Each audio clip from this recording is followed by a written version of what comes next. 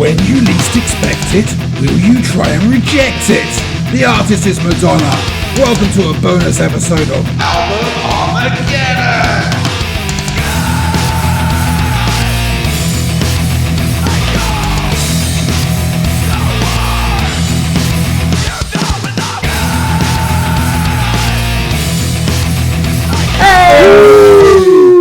Welcome to a bonus episode of Album Armageddon. This episode is taking place as a couple of our hosts are dealing with some real life stuff just now. I'm your host, Cy Stevens, and joining me is one of my normal partners in crime. She's living in a material world. It's Cath Macaulay. I'm a material girl. How are you doing, Cath? I'm doing very well, thank you, Cy. Cy? Stu? Someone? Anyone? Anyone. Okay, you can find both of us as well as the amazing Stu Whitehouse and Robbie Macaulay over in our Facebook social media group just by searching for Album Armageddon on our Facebook. Head on over there and our community manager Emma will welcome you with open arms and quiz you on your favourite concert and artists. So, including bonus episodes, we are now into double digits. So you must all know what Album Armageddon is. If you don't, why not head over to our feed on your podcast listening platform of choice and have a listen to some of our previous episodes, which include Iron Maiden, Katy Perry, Amy Winehouse and Green Day, to name a few. Once you've done that, you will know that, put simply, Album Armageddon is where we will take two albums from a single band or artist, pair the tracks up and discuss and decide on a winner for each track. So what are the rules? Rule 1. Obviously, albums have to have the same number of tracks in order for them to be matched up on occasion. There may be some creative licensing for this to happen. Rule 2 is there's no live arena stadium tracks. These are normally found elsewhere on the album in question or on a previous album. Also, no interludes or skits. Rule 3, an artist can only arrive in Armageddon once, unless a genuine and strong argument can be made for them to feature a second time. An album will only feature once regardless of any strong cases put forward. At the end of the show, we'll create a super album on Spotify featuring the winning tracks. As this is a bonus episode of Album Armageddon, it's not in the canon of Album Armageddon, so things are slightly different. As you probably noticed, there are slightly less rules. As first is, there's no Napalm Death card on a bonus episode, as we collectively decided on the artist. But Cy, I'm hearing you say, Cath, with only two of us, what is a draw? Well, that's the final difference for this bonus episode. If he's smart, he'll run away, but he's not, so I guess he'll stay. He's our own beautiful stranger from the future. It's the return of Duane Pearson. How you doing, my friend? Woo! I'm good. Nice to be here. Thanks for inviting me. Yeah, it's good. Excellent. As always, we won't be None of those things. None of them at all. Won't be dissecting the tracks either, to the points of the key of the song and its BPM. Just our thoughts, feelings, and occasional stories around the songs, with the occasional F-bomb thrown in for good measure. I mean, you say that, but that is bullshit, because we do talk about these things. Well, I mean, I say we. Rob talks about these things. Yeah. We don't have a Rob, so no. There'll be no keys of songs this week or this month. Can't say things like either. Well, this is what I was going to say. Normally, when Stu's here, we can't say. Should never say. So does that mean we can say as he's Maybe not we here? Can. Oh my God, he's gonna hate you so much. Well, I just wanted to know if we could get into the episode in some way. Yeah, anyway, let's get on with it. Okay, so without any further delay, as our intro said, the bonus episode features Madonna, and the albums are the Immaculate Collection versus GHV2. The reason for Which this is isn't... Greatest Hits Volume 2? I hate an acronym. I know, it's a ridiculous acronym, isn't it? The reason for this isn't that we're a bit mental, although it does play a part, but we mainly know most of these songs very well, and less homework was required in order for it to be recorded. And the two albums, the Immaculate Collection basically covers the first half of her career, and Greatest Hits Volume 2, Cath, pretty much picks up the remaining 40% or so, because she's had some songs after that as well. Creative licensing for this episode is as follows. The Immaculate Collection has 17 tracks, however, 2 of these tracks were unreleased songs recorded to promote the album, and they were Justify My Love and Rescue Me. We've moved these tracks away from the whole discussion, and now both albums match up with 15 tracks. So if we're all ready, let's proceed with a little bit of backstory of our lives with Madonna. Cath, how has Madonna been in your life? Always been aware of Madonna. I mean, who hasn't? Never really been a fan per se. Not really my genre, or that's not how I roll. Always been more into sort of rock or punk or something. But got a lot of respect for the stuff that she does. And I think the more controversial she is, the more interesting she is, and the more she's on my radar. But yeah, never really spent time really listening to her tracks or understanding the lyrics behind the tracks. So yeah, it's been really interesting and quite eye-opening for me. Cool. And Duane, what about yourself? Well, as I grew up and kind of started paying attention to music in like the late 80s and 90s, obviously she's just somebody that's always been there. Even like now, she's still around. So she's just like one of those great, iconic artists that's just part of our like culture, like the culture of like the modern age, if you like. So yeah, just always been, and not really my kind of thing. Like Cath, I kind of tend to sort of veer towards rock, kind of mostly. But you know, she's never really put out anything which I've gone, oh, actually that's not true. That I've hated. That's actually completely not true. Yeah, it's just kind of always been there. Like we'll talk about stuff as we go, but you'll get my feelings of the two Madonnas, shall we say? Yeah, there's which I prefer. Very much is. I think there very much is two Madonnas. I mean, myself is pretty much the same as you two. I've not really had any dealings. I've never really bought a Madonna album until I was a lot older, and then I picked up. I think. So you have actually bought a Madonna album? Yeah, I've picked a few up in like a car boot sale. There was vinyl there, and okay, which ones? True Blue, Like a Virgin, and Like a Prayer. Okay. They were albums, not singles. No, they were albums. That was the name of the albums as well, I think. Okay, right, cool. I'll double check it and we'll post it to the group afterwards. But yeah, I'm very much like, when I was discovering more music, it was very much rock more than Madonna. And I know of her certain controversies that there always seems to be a little bit of a media interest when she had a little bit of a reinvention each time.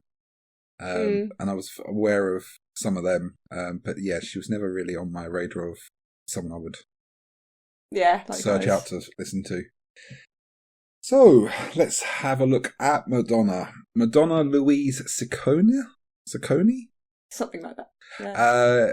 Born in August 16th, 1958, is an American singer and songwriter and actress, known as the Queen of Pop.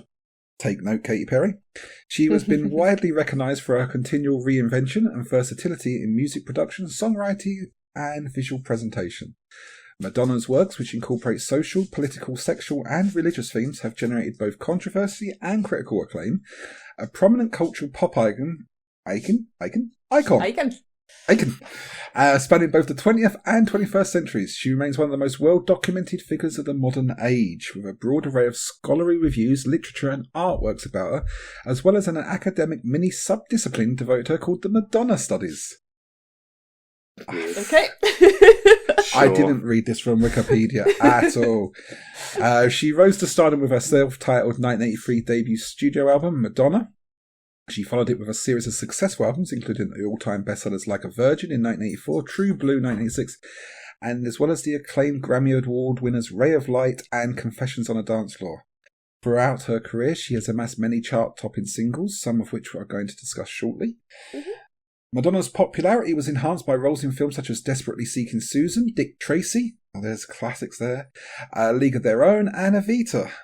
As a businesswoman, she founded the company Maverick in 1992, which included Maverick Records, one of the most successful artist-run labels in history. Madonna's other ventures include fashion brands, written works, health clubs, and filmmaking. Never heard of the health clubs. She contributes to various charities, having founded the Ray of Light Foundation in 1998. With sales of over 300 million records worldwide, Madonna is the best-selling female recording artist of all time. She is the most successful solo artist in the history of the US Billboard Hot 100 chart and has achieved the most number one singles by a woman in Australia, Canada, Italy, Spain and the UK. One of the highest grosses in tour eyes in history. She became the first ever woman to accumulate $1 billion in concert revenue.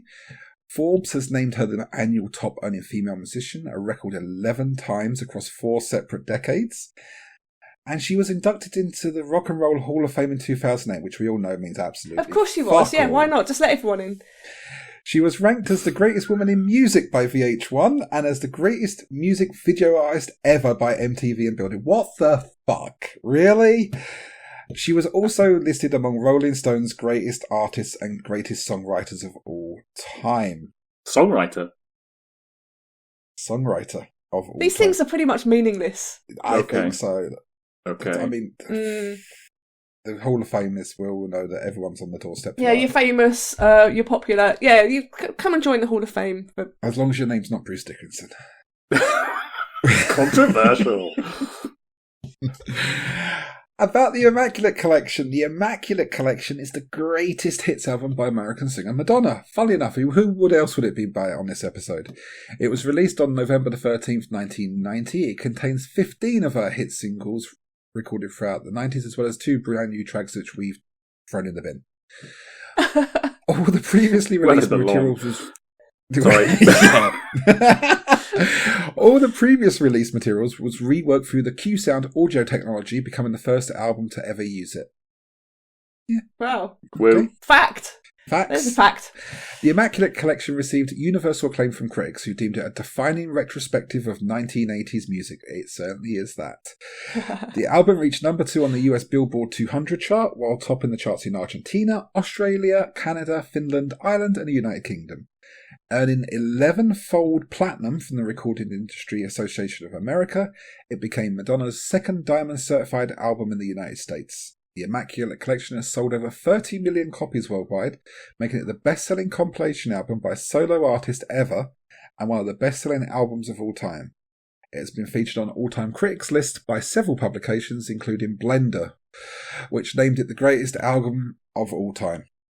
GHV2, unsurprisingly, the abbreviation of Greatest Hits Volume 2, is the second Greatest Hits album by Madonna. It was released in 2001 as a follow-up to the Immaculate Collection. It contains a collection of singles during the second decade of Madonna's career, and Madonna mentioned that she only included songs that she could listen to 5 times a row on it. The album also didn't contain any new songs. Madonna spoke about the selection of tracks, stating, "I like Fever, alright? But you know, the thing is, they had to have listening power for me. I had to be able to listen to them 5 times in a row, and I think this is this is a well-written song. It's really well produced." She also added that if you listen to the record, you can see my evolution as a singer, songwriter, and more important, a human being. Don't think you can go that far, but... I mean, you can say what you like. Yeah, I mean, several of her popular singles of that period were excluded from the album. Despite being a worldwide number 1 hit in 2000, American Pie was not included because because Madonna had regretted putting it on her 8th studio album. It was something a certain record company executive twisted my arm into doing so, but it didn't belong on the album, so now it's being punished, said Madonna. It's a shame she didn't feel that way about some of the other tracks. Other notable exclusions were This Used to Be My Playground, Rain, I Remember, and You'll See. I know one of them, maybe 2. Yeah, I think I probably know one of the worst parts. GHV2 received generally positive reviews from music critics who deemed it an essential compilation, although some criticised the absence of new material. Commercially, the compilation was successful, peaking at number 7 in the Billboard 200. When did the Billboard 100 become the Billboard 200? Elsewhere, GHV2 also attained success, reaching the top 5 in Australia, Germany, the United Kingdom, and several other European countries. It is the 14th best-selling album of the year and has sold more than 7 million units worldwide. That's a lot of facts. It is a lot of facts. And that's us. Thanks, guys. Yep, that's us. Thanks very much. See you again next month. So let's begin with the track battles. First up, we have Holiday versus Deeper and Deeper. Holiday from the album Madonna was written by Curtis Hudson and Elisa Stevens Crowder for their own musical act Pure Energy and produced by John Jellybean Benitez. Hudson came up with the lyrics of the song while watching negative reviews on television and together with Stevens Crowder worked on the music. Initially released as a double-sided single with Lucky Star in August and hit number 1 on the Billboard Dance Chart and number 6 in the UK. It was released as a standalone single in 1995. It peaked at number 16 in the US and number 2 in the UK. So many facts! I know! Kept off the top spot by none other than Madonna and Into the Groove. Oh, okay. Right. Those people that you mentioned, who the fuck are they? I've never heard of those before. Never heard of them before. It's not. They're Are they supposed to be significant? I think just when names. when you say Madonna's in a room with a team of songwriters, that's the team of songwriters. Right, okay. Deeper and Deeper was from the 1992 album Erotica. It was written and produced by both Madonna and Shep Pettibone, another one of those writers, with additional writing from Anthony Shimmikin. Oh, him! Yes, I know absolutely him. Right, at last. In Australia and most European countries, the song was released as the album's second single in 1992. In the United States, a release was issued on December 8th. Lyrically, the song talks about sexual desire, for it has been argued that it is actually about a young man coming to terms with his homosexuality, and includes a reference to Vogue. So, let's kick this off with Duane. What are your thoughts on those two tracks? Okay. So I recently kind of had to re-listen to these, kind of just to refresh my. I sat down yesterday and just listened to the two albums back to back. You're going to notice a theme with my feelings and thoughts on these. Holiday is a great little pop song, kind of very representative of kind of like that 80s thing, kind of that kind of very synthy produced kind of sound, very sort of its time, but a good little pop song. I don't mind it particularly. And Deeper and Deeper is shit. Okay, so where are you voting there, Duane? I'm going to go Holiday. I wasn't sure. Thank you for clarifying. Just so you know, it was Holiday. It's version 1 Madonna is kind of, you're going to see. I'm going to be honest, upfront about it. That's pretty much where I'm going to sit pretty much the whole time. Pretty much. Not exclusively, but pretty much. Okay, this could be controversial at times then. And Cath, where are your thoughts? Oh, Holiday, so disco beat. Yeah, we it's have good. Pop punkster Madonna strutting her 1980s stuff. She's got quite an interesting vocal range on this track, from the normal pitch right up to the screechy. Could barely, it's very croaky, screechy vocal fry going on there. It's classic, but not one of the best, despite the skirt and shorts combination going on in the video there. And really weird choreography with the dancing. Oh, I didn't know we were supposed to be looking at the videos. Goodness. I couldn't help but watch the videos. Okay, fair enough. I give it 6 Vogues out of 10. 6 Vogues out of 10? Then Deeper and Deeper. So we're definitely in the 90s with this sexy little number. The backing beat is pumping away as we enjoy going deeper and deeper. It's still got the expected house music style, but with a choice of instrument and melody. Quite interesting. But just with the bad shag, I did find myself getting a bit bored after a few minutes. So 5 votes out of 10. 5? That's generous. That's very generous. I wouldn't give it 5. It is generous, yeah. So where are you going? Is it Holiday for you as well then, Cath? Definitely, yeah. Okay. So I'm going to jump back and forth when talking about these tracks in this episode, just because of the way it is.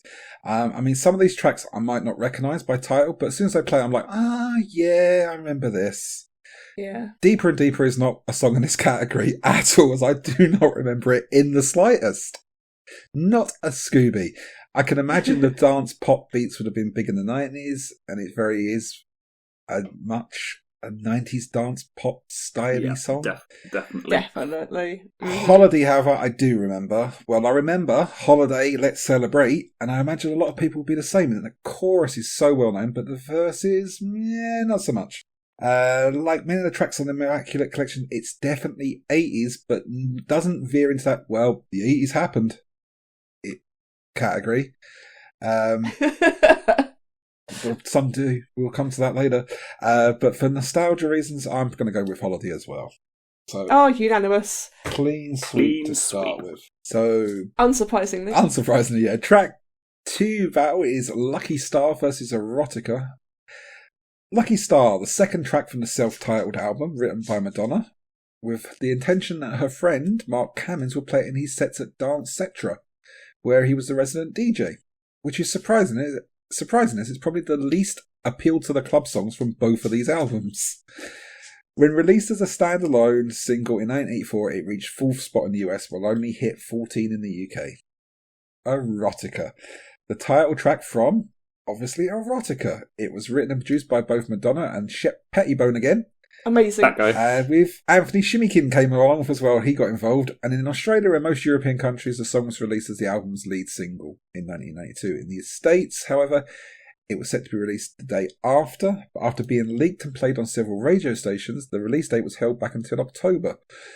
The song continued Madonna's exploration of spoken word vocals, which she had introduced in Justify My Love.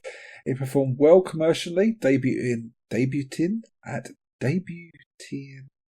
It arrived in the charts at number 13. Come on, Julia. On the US Billboard Hot 100, came as number 13. Became in one of the highest debuts on the chart history at the time. Really? 13 was a high debut. And peaked at number 3. It also saw success on the Hot Dance Club Play chart. That's a chart that you want to I bet it did, yeah.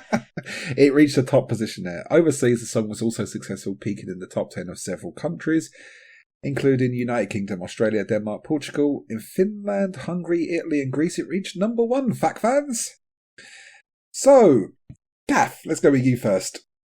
What's your choice on this one? Right, Lucky Star. Reasons why they are Madonna's Lucky Star. There are 4 reasons. First one is because they shine on her wherever they are. The second one, because she just thinks of them and starts to glow.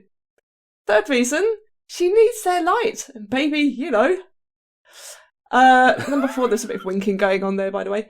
Number 4, they are the first star she sees tonight.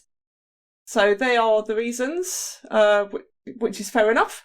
I thought it was fairly average 1980s Madonna. Not her best song, but probably not her worst either. So I've given that 6 Vogues out of 10. But as any, you might have, the brightest star in the sky, which will occasionally get eclipsed. In this case, it's by a song called Erotica. So Erotica wants you to believe that you're listening to a record because it starts with those lovely little cracks that you get at the beginning of a vintage bit of vinyl. The track has quite a sultry beat and very breathy vocals. Sometimes saying very sexy things. It's quite interesting that the chorus is sung in a totally different way to the verse, in that it's much higher in pitch and sung rather than spoken. I thought it was the better of the two, so I gave it 7 Vogues out of 10. Ooh, okay. And Duane, which one is your tracker choice? Okay, so Lucky Star is okay. It's an okay song. It's not one of the standout ones off the Immaculate collection by any means.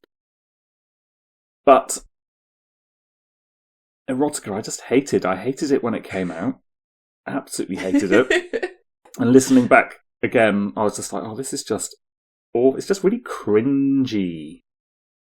Sorry, I just really.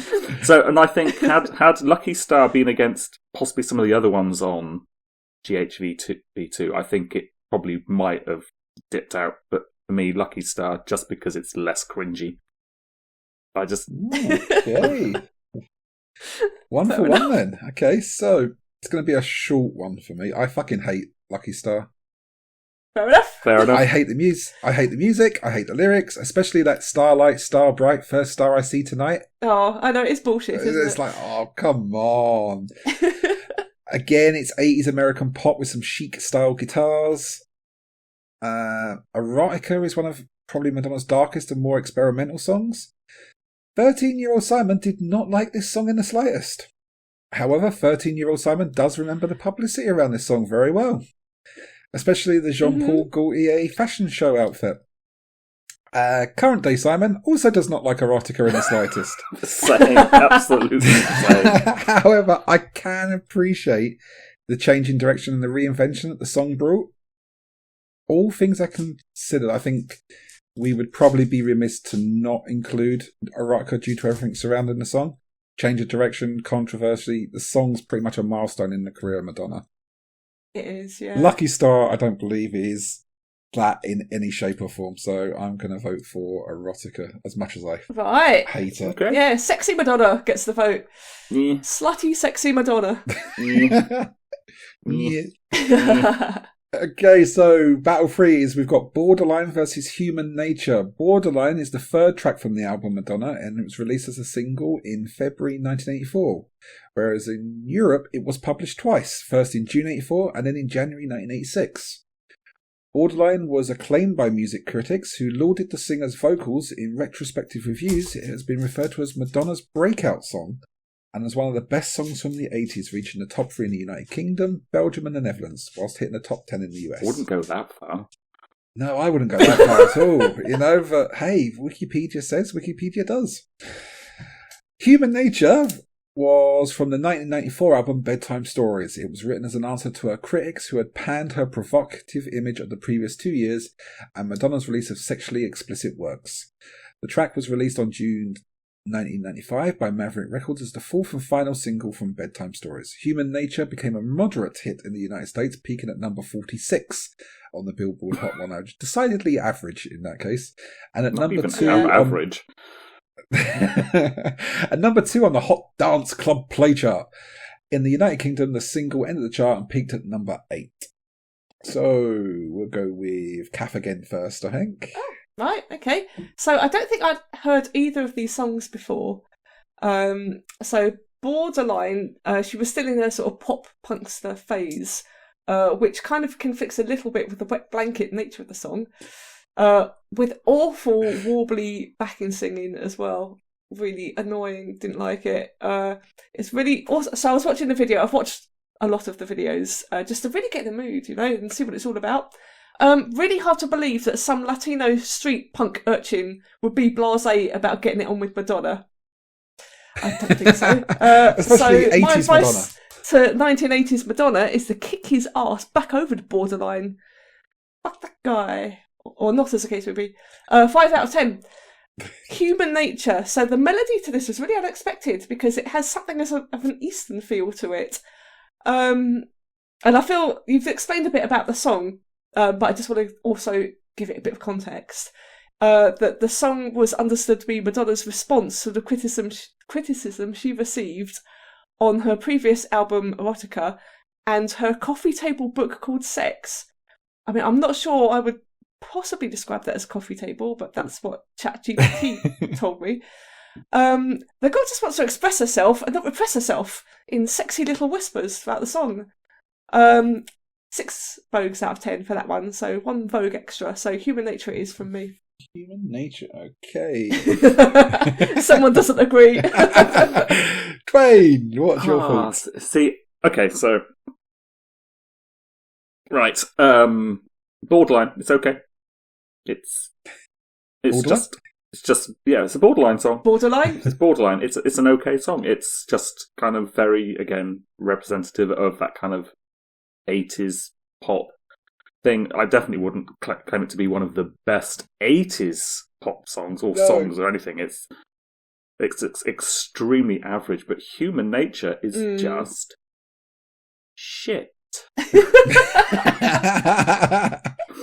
It's just not very good. I don't like. Not keen then. No, I didn't like. I didn't like the whole controversial Madonna thing. I just don't think it wasn't a phase of hers that I actually that resonated with me.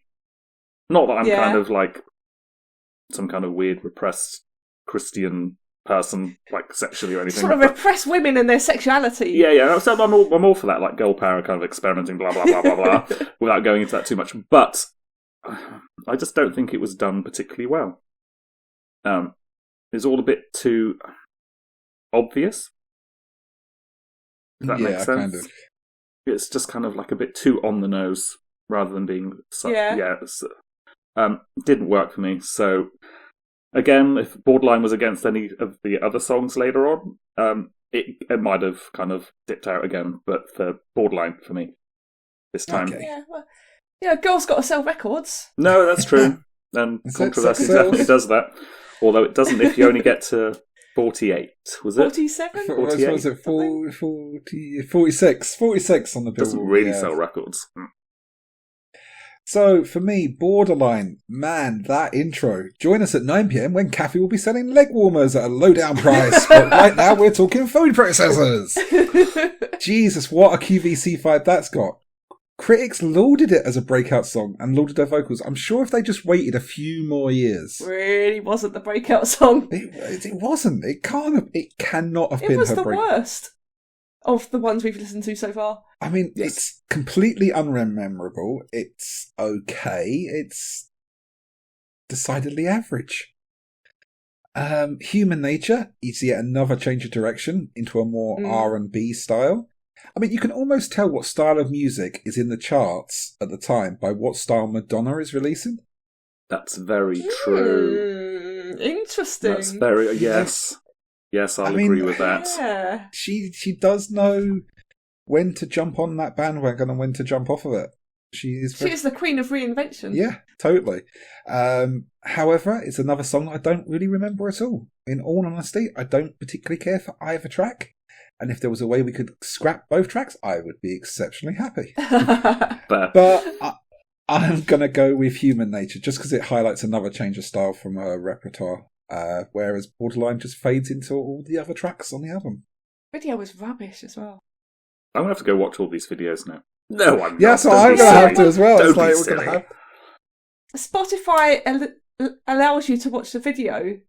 Yes. Rather than just listen to the music. So it's just, quite nice just sort of having that, like, because, a lot of these tracks are iconic 1980s tracks. It's nice to sort of remember the videos as well. Yeah, totally. Really get back into it. It's a nice little feature that Spotify have put on. And it's featured in our playlist as well, because it's not a feature you can turn off.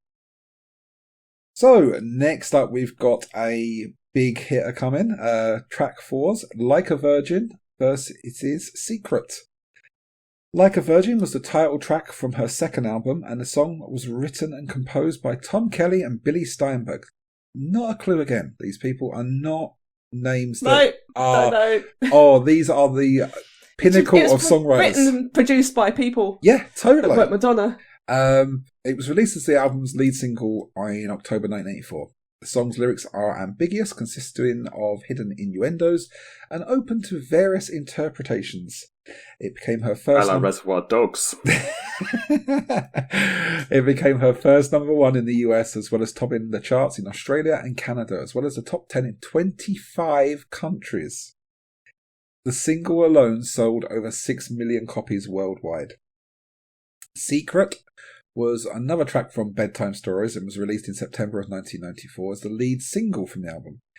It was a departure from Madonna's previous musical style, since up to that point in her career, her music had mostly consisted of big-sounding dance tracks and melodic ballads. Not sure that's true. It peaked at number 3 on the Billboard Hot 100, and it reached a peak of number 5, becoming... in the United Kingdom it reached number 5. It became a record-breaking 35 consecutive top 10 single on the UK singles chart, and elsewhere it reached number 1 in lots of other countries. So, Duane, I probably know where you're going to go with this one, but well, I think, what's your thoughts? I think you would be hard-pushed to throw any of the songs from Greatest Hits Volume 2 at Like a Virgin and say that it would win out. I think Like a Virgin is probably Madonna's most iconic 80s song.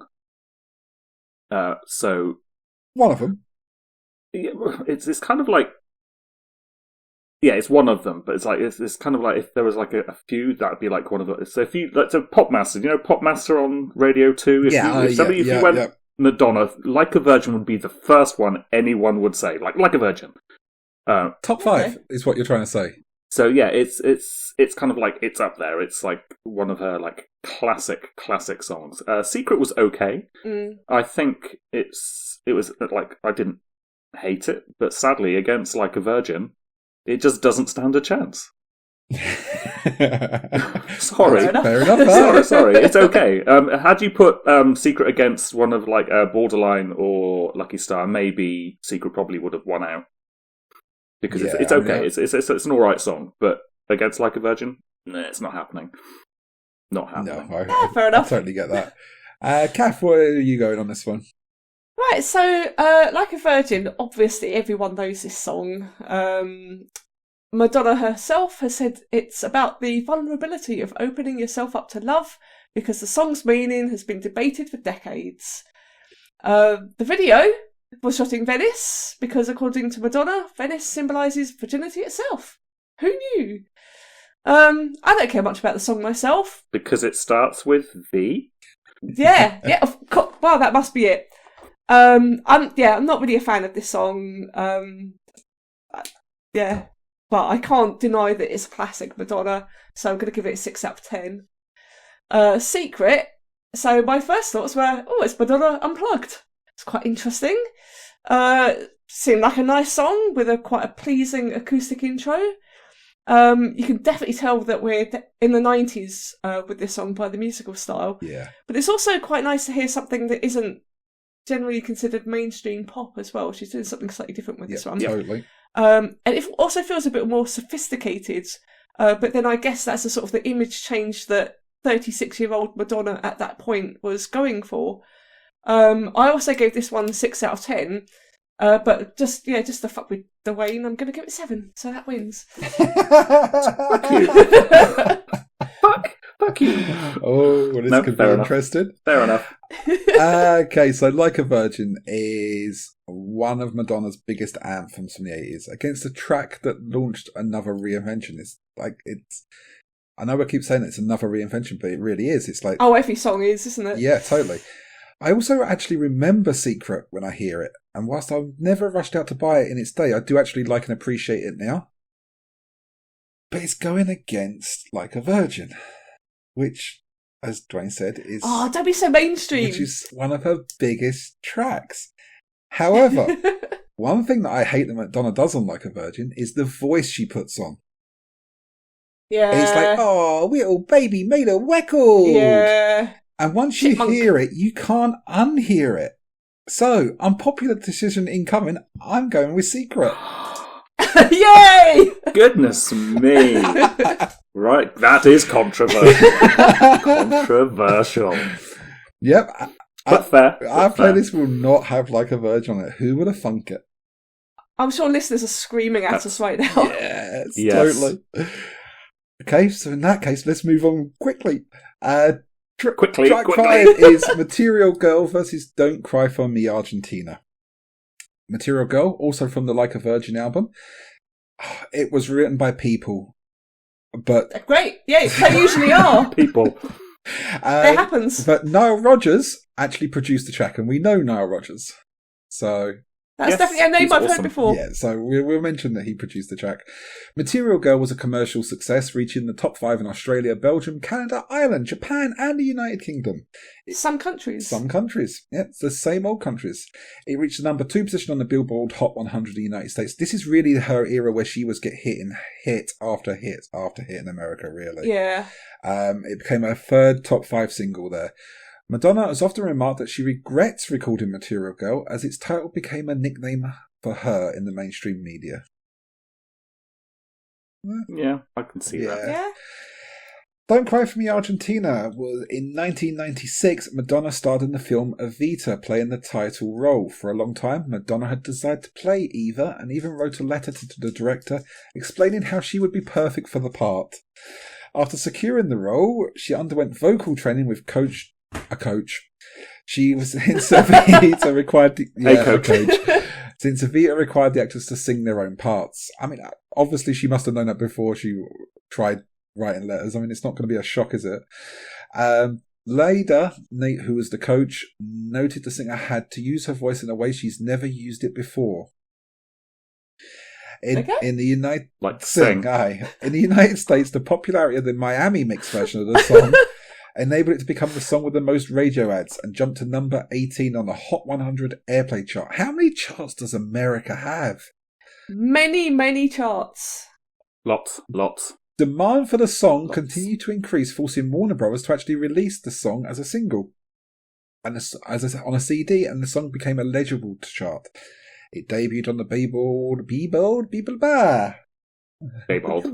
the Bieber charts. It appeared on another American chart at number 17, selling just 46,000 units in its first week. It ultimately peaked at number 8 and became the first top 10 to originate in a stage musical since 1985. So yeah, I mean, the hits just keep on coming. Material Girl was, is, and probably always will be huge. It's 80s pop, but you can stick it on a pop playlist with modern day stuff and it's not out of place. It's poppy, it's uplifting, it's pretty much everything you want in a pop song. This would be going on the playlist without a second thought for me in any other day of the week. However, it's going up against Don't Cry For Me Argentina, which undoubtedly highlights Madonna's vocal chops like no other song she's recorded in the entirety of her career. The music's typical musical fare is there to complement and highlight the singer, and as much as I love Material Girl, I can see the death stares from Duane. I can't look past the impressiveness of the vocals Argentina, so I'm going for Don't Cry For Me Argentina.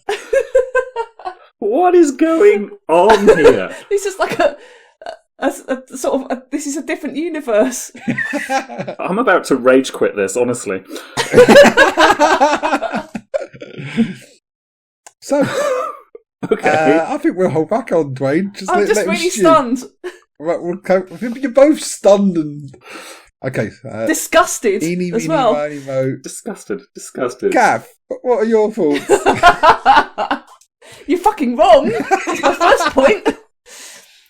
So Material Girl, guess what? I watched the video. No. And thought, yeah, it was weird seeing. I mean, yeah, I think this isn't that the one which is based on like roughly Diamonds Are a Girl's Best Friend's Marilyn Monroe thing. Exactly. Yeah. I remember that one. I do remember that one. So she's changing her image a little bit now. So she's moving away from like the punky Madonna to more sort of Lady Madonna. Sophisticated. Elegant. Yeah, feminine kind of Madonna.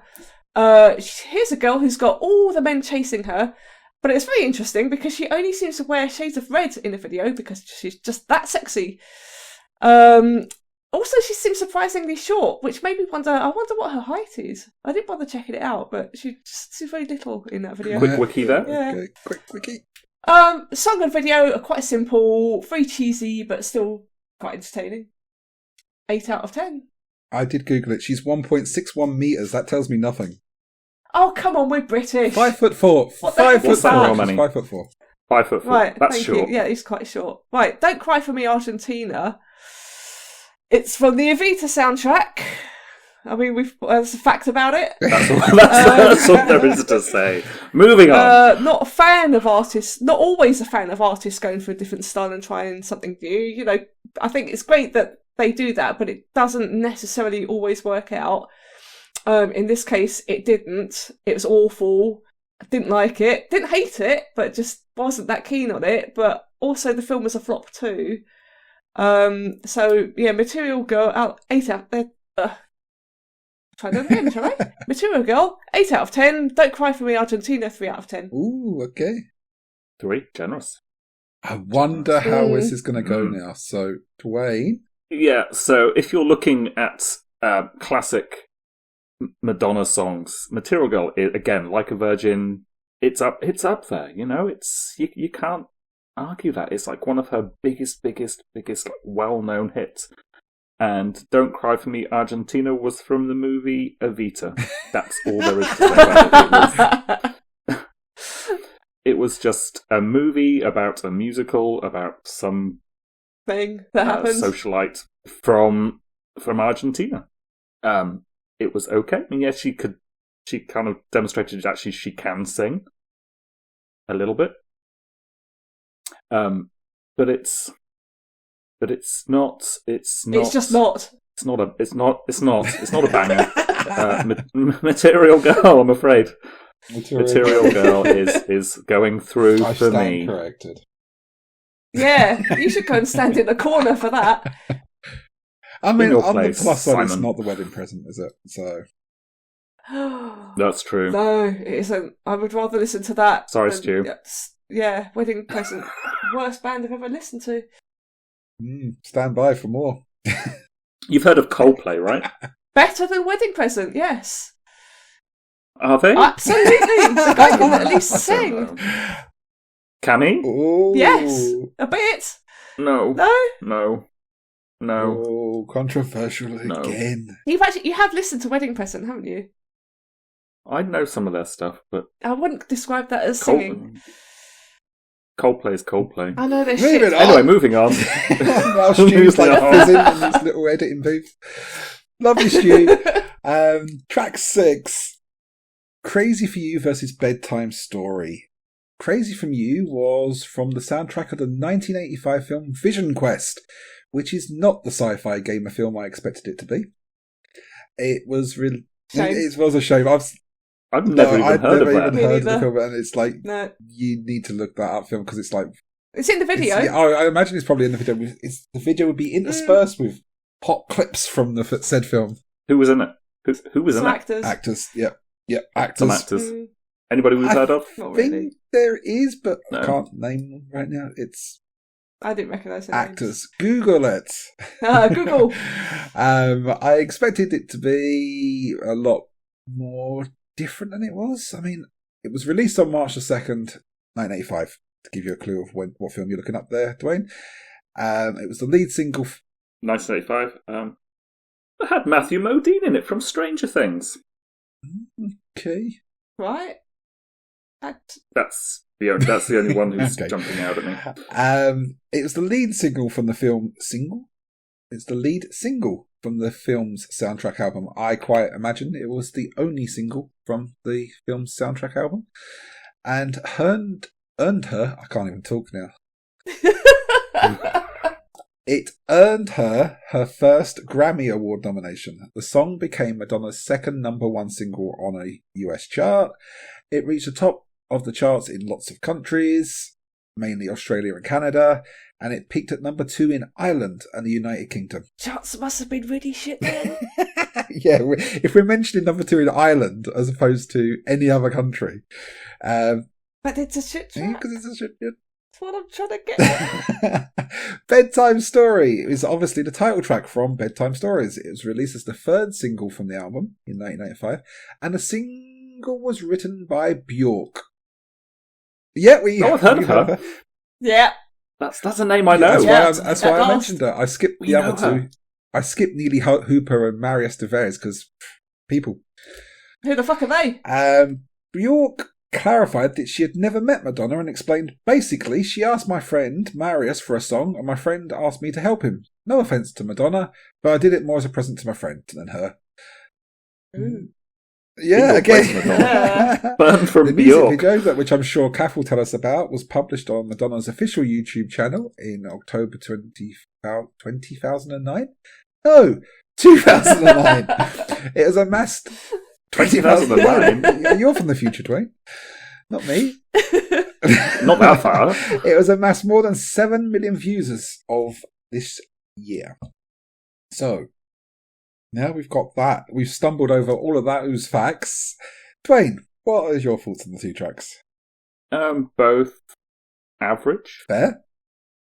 Not neither particularly. I mean, Crazy for You probably has slight bigger nostalgic value for me. Yeah, there's not a lot really to say about either of them. Like, it's that Crazy for You is okay. Bedtime Story is okay. It's Which one's more okay than the other? To say. Probably Crazy for You just for the nostalgic thing, but it's kind of flip of a coin, really. Okay. Are you flipping coins too, Cath? No, I'm definitely not flipping coins. So, Crazy for You, the opening melody and choice of instrument is awful. It's some sort of shit oboe joining on, which concludes with an equally dreadful chord on a keyboard. Really bad start. The fact that Madonna is, at that time, a reasonably talented singer is a song's only saving grace. Fucking dreadful. Bedtime Story. It's a bit of a slow starter, but I guess you'd expect that from a bedtime story, right? Have a hot chocolate, please. The style really... Sure. Well, it's a bedtime story. I want to get settled in. Style reminds me of Bjork, which was not a coincidence, because you've already mentioned that it was both written and produced by the Icelandic pixie. The video, which obviously I watched, cross between Interview with Vampire and Alice in Wonderland. Quite an interesting video. I would recommend checking it out. I thought the track was pretty good and deserves 9 out of 10 purely because it sounds like Bjork's track. You know, I think Bjork is great. So Bedtime Story, it is from me. Oh, okay. So, is Crazy for You the best vocal performance by Madonna? No, not at all. Not at all. But let's put it in perspective. Way. Up until the time of its release, she was the girl that did Like a Virgin, Material Girl, and Holiday. So it is a very different vocal performance to what she's been doing previously. I mean, for that time period, I think it would make a strong argument for it. She's never really done a love ballad before this. I mean, it's an 80s rom-com love ballad, but that's exactly what it's meant to be. From the... Well, I guess it depends how you interpret Like a Virgin. Yes. True. True. It all kind of links into a romantic movie soundtrack, which is what it's from. It all fits and complements her vocals. Bedtime Story, however, is dear old Madge trying to get into the clubs, or at least stay in the clubs. It's the sort of song that you remain relevant. Yeah, I mean, it's the sort of song that you would expect the artist to be. Massive Attack, featuring Madonna. She's Or Bjork. Or Bjork, yeah. She's literally the backseat driver in Where the Music Is Take Her on this one. I'm not sure.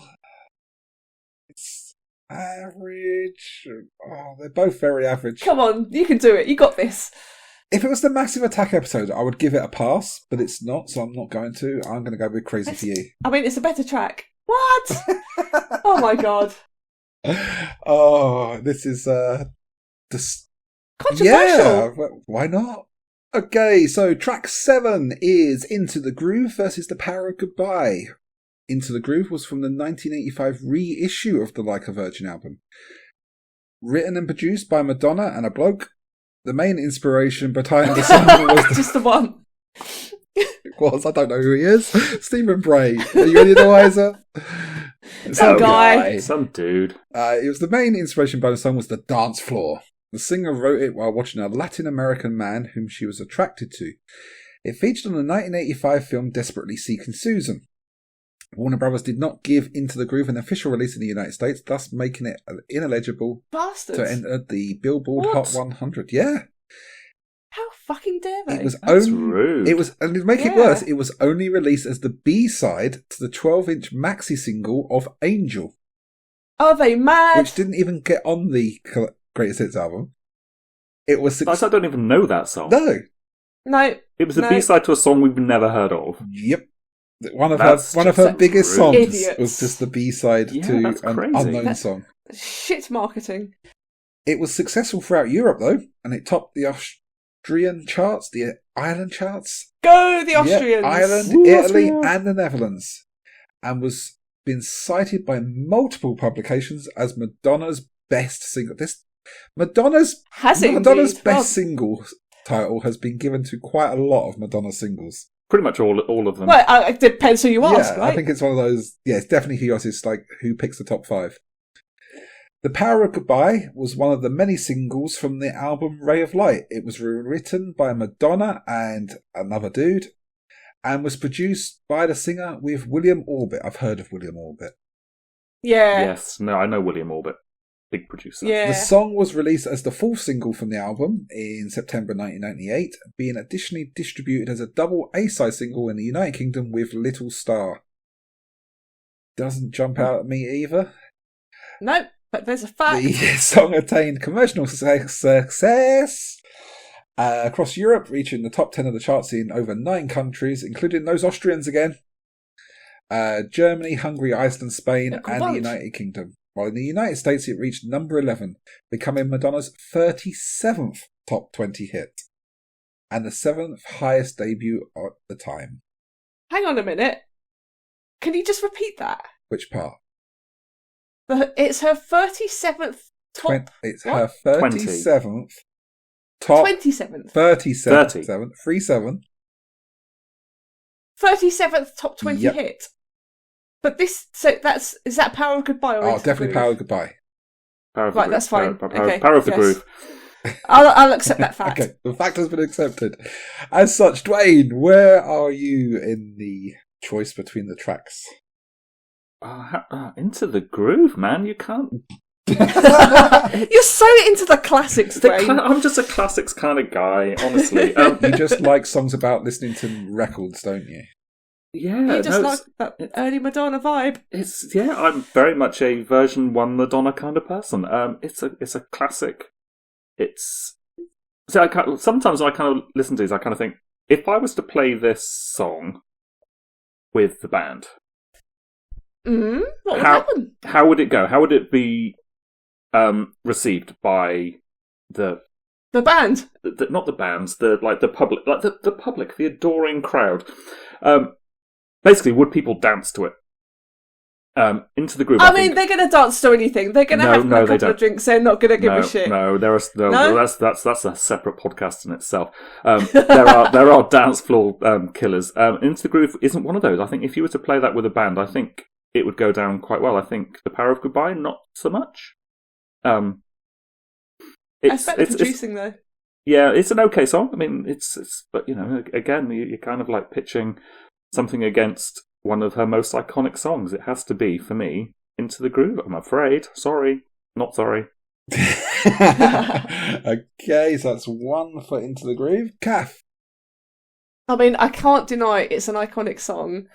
And we're in disco territory now with Madonna. Woo! Yes, exactly. I love a bit of disco. Yeah. Very well-known track. And having listened to it in the context of the album, I couldn't help but notice a slight reverb on her vocals, which is really weird and quite unnecessary. Kind of a distraction there. 7 out of 10 for that one. Thought it was very good. Remembered it. And it had a cool sort of choreographed dance routine. I'm doing a little wiggle in my chair. Power of Goodbye. This is off of Ray of Light, which, if I recall, was a pretty good album. This song, whilst being a much slower tempo than Ray of Light, is still quite interesting though. Madonna must have been really influenced by working with Bjork, although apparently not directly with Bjork. As there's lots of sort of layering of sounds and melodies in this track. I thought it was really easy to listen to and not at all bad, and preferred it to Into the Groove. So sorry, Duane. I'm going to vote for Power of Goodbye. Everybody has their opinions, and it's fine. Exactly. That's and what some makes are more valid than others. Yes. And we're going to see who's the most valid. Oh yeah, no pressure here at all. I mean, I know Into the Groove was on the re-release of Like a Virgin, and it's one of Madonna's biggest and well-known anthems. However, it's an afterthought. It was never released as a single. See, I didn't say that about it. But only because the record company hadn't got a fucking clue what they had. Clearly, it was never released as a single. It was never meant to be on the album. But had it been? It was never meant to be on the album, though. Madonna wrote it for someone else, not herself, and then decided to record itself when her film needed a song for a dance scene. Obviously, the movie was huge, thus making the unreleased song huge. I mean, how many times have we seen the inability to purchase a song make said song huge? With that all in mind, True. I do love the song. It's like, it successfully walks... It's quite catchy. It is. I mean, it successfully walks the tightrope of being an 80s song without being the 80s happened song. Does it? Yeah. Can you give me examples of songs that fit into that category? ZZ Top's account for your opinion. Afterburner album. Right. Oh, that's not fair. That's a really good album. Quite a lot of Tina Turner's songs. Oh, come on. Don't just pick the ones that I like. The Wedding Present. Oh. Yeah, they're shit. They're shit. But they're not in the 80s, sadly. though. But yeah, there is very much we've mentioned it on previous shows, there is very much a thing where songs of the 80s... Sonita, David Bowie, Rolling Stones, they were dreadful in the 80s. Elton John. Yeah, it's like, the 80s happened. And musically, unfortunately, some fucking amazing artists caught the 80s happened bug. When get those once keyboards they got out. their Casio keyboards and started hitting demo buttons and shit. Even Iron Maiden fell into that trap. Yeah, it's like, I don't think there's many artists that didn't fall into that trap. Now, I don't know if it's because Madonna never had a prior to it. An actual band? Yeah, but she never had like a lot of music before the whole 80s happened era. Well, she didn't No, exist. she was in the 80s. 80s. So I don't know if it's because we're not comparing it to like what she did before, because she didn't have anything before. Nothing. It makes it feel like it just belongs, but without being so over the top 80s. It doesn't feel over the top 80s. You could put Into the Groove in a playlist with modern music and it fits. Yeah. Yep. Oh, hang on. Some playlists. I'm not sure I agree, but No, I don't know. I think it could. I mean, it will hold its own against some Katy Perry tracks. that's a low bar.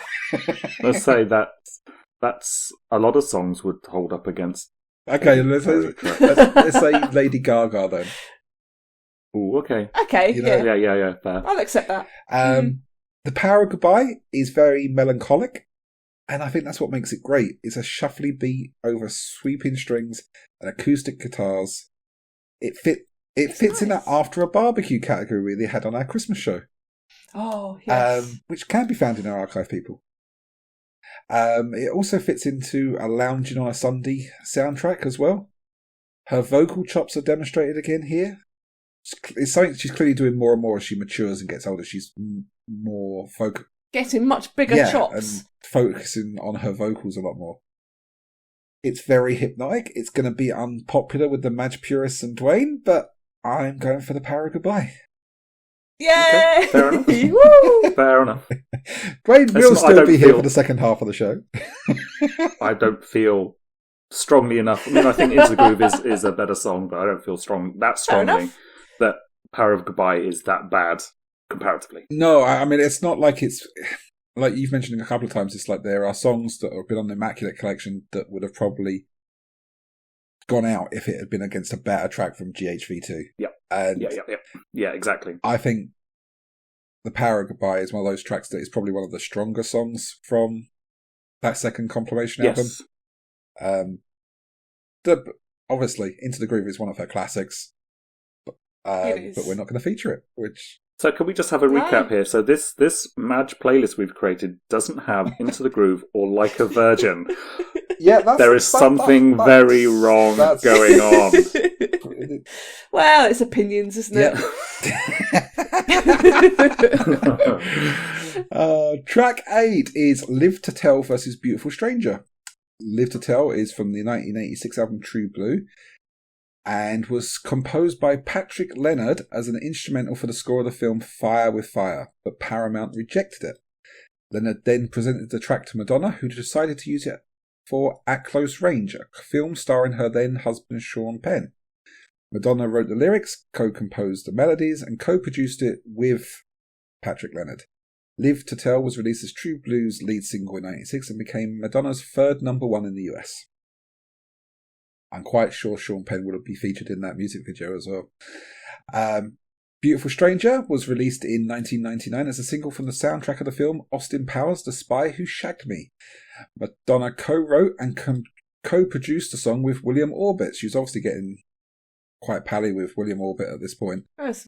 Well, he's a hit factory. Absolutely. Really. The soundtrack for Austin Powers, The Spy Who Shagged Me was a much expected release, and Madonna's song was chosen by the album's producers to promote it. It was a commercial success, reaching the top of the charts in lots of countries.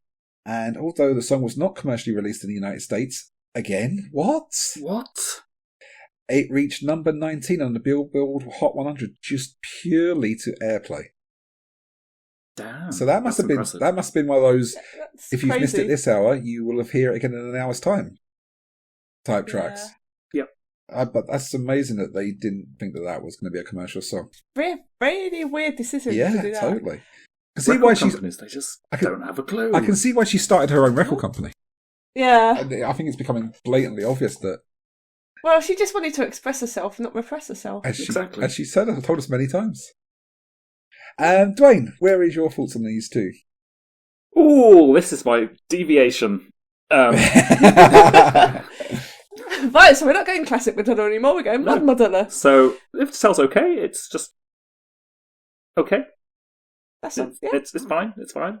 This doesn't really do anything. It's just a song that exists. Yeah. On the Madonna Greatest Hits Volume 1 Immaculate Collection, if that's what you want to call it. But Beautiful Stranger is actually like a great little pop song. It's like really catchy. It's got a great hook. And it's from a movie which I enjoyed. And saw, most importantly. And saw. Okay, so A Beautiful Stranger for me. It must be hard to enjoy a movie that you don't see. Well, no, there are movies which people... There's loads of movies I've never seen that people go, oh, I should see this. Anyway, but no, I saw... I think I even saw it possibly at the cinema. Because, I was big into Mike Myers. That back in the day, Wayne's World, Party Time, blah, blah. Yeah, it's just a good sort of fun pop song. I mean, it doesn't do anything exceptional. It's just got a great hook, some interesting production. Yeah. For me, that one wins out. Yeah, fair enough. Cath, what are your thoughts on the two tracks? Well, Live to Tell. So this song starts in D minor. You're welcome, Rob. I was wondering where the fuck that was coming from. I got my telescope out and I looked out to the distance, and sure enough, there was heartache on the horizon. Madonna mentions that the song reflects on her troubled childhood and the strained relationship with her parents. The song's alright. A bit slow, but, I guess it's okay. She's trying out different styles again. It's not terrible, but not amazing. And she's trying to tell different types of stories as well. So, yeah, it's average. I don't know, 5 out of 10. Not great, not shit. Sort of in the middle. Beautiful Stranger. So, not heard this one for a while. And this one started off and it just sounded very influenced by a 1970s mop-fop fronted band The Doors. The melody had quite a sort of psychedelic rock feel to it, which was fairly pleasant.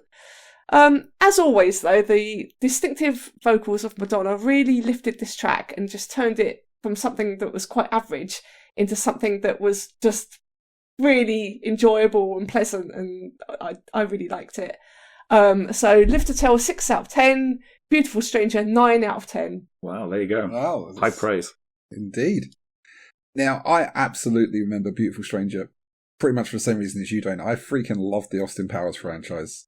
And this was everywhere on its release. Even though it's not really the best track on the soundtrack, but hey, this isn't a Lenny Kravitz episode. So... No.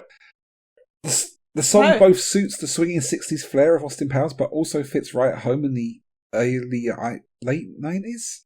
Early 2000s? Mid-lates, yeah. Yeah, it was around that sort of time. Yeah. It's definitely a party starter, as well as would have been a huge in the clubs at the time. I can imagine it absolutely filling the dance floor. It's a brilliant song. Yeah, it is. It's absolutely... very sort of uplifting as well. Yeah, totally. I mean, it totally encapsulates the Austin Powers franchise. I think of the Austin Powers franchise instantly when I hear this song. Just for the style, the mood, everything about it. Little fun fact, it's the only Madonna single I've ever bought. Ooh. Well, there we go. There you go, see. There you go, fat fans. You wouldn't have found that one on Wikipedia either. No, I'm going to go and edit Wikipedia now and say only single Duane bought. Live to Tell, I know as mainly being on my favourite owned Madonna album. That's pretty much it. I mean, you can tell it was a movie soundtrack initially by the intro. I mean, it's got super Labyrinth instrumental type vibes. Labyrinth, David Bowie movie. Has it? I think it's got... I didn't pick up on that. No, that passed me. It's got a very much a... I love Labyrinth. Him playing with his balls type feel about it. That's what that came to me anyway. It was David Bowie playing with his balls when I heard the intro to this song. Okay. But enough about that. My main complaint of it really is...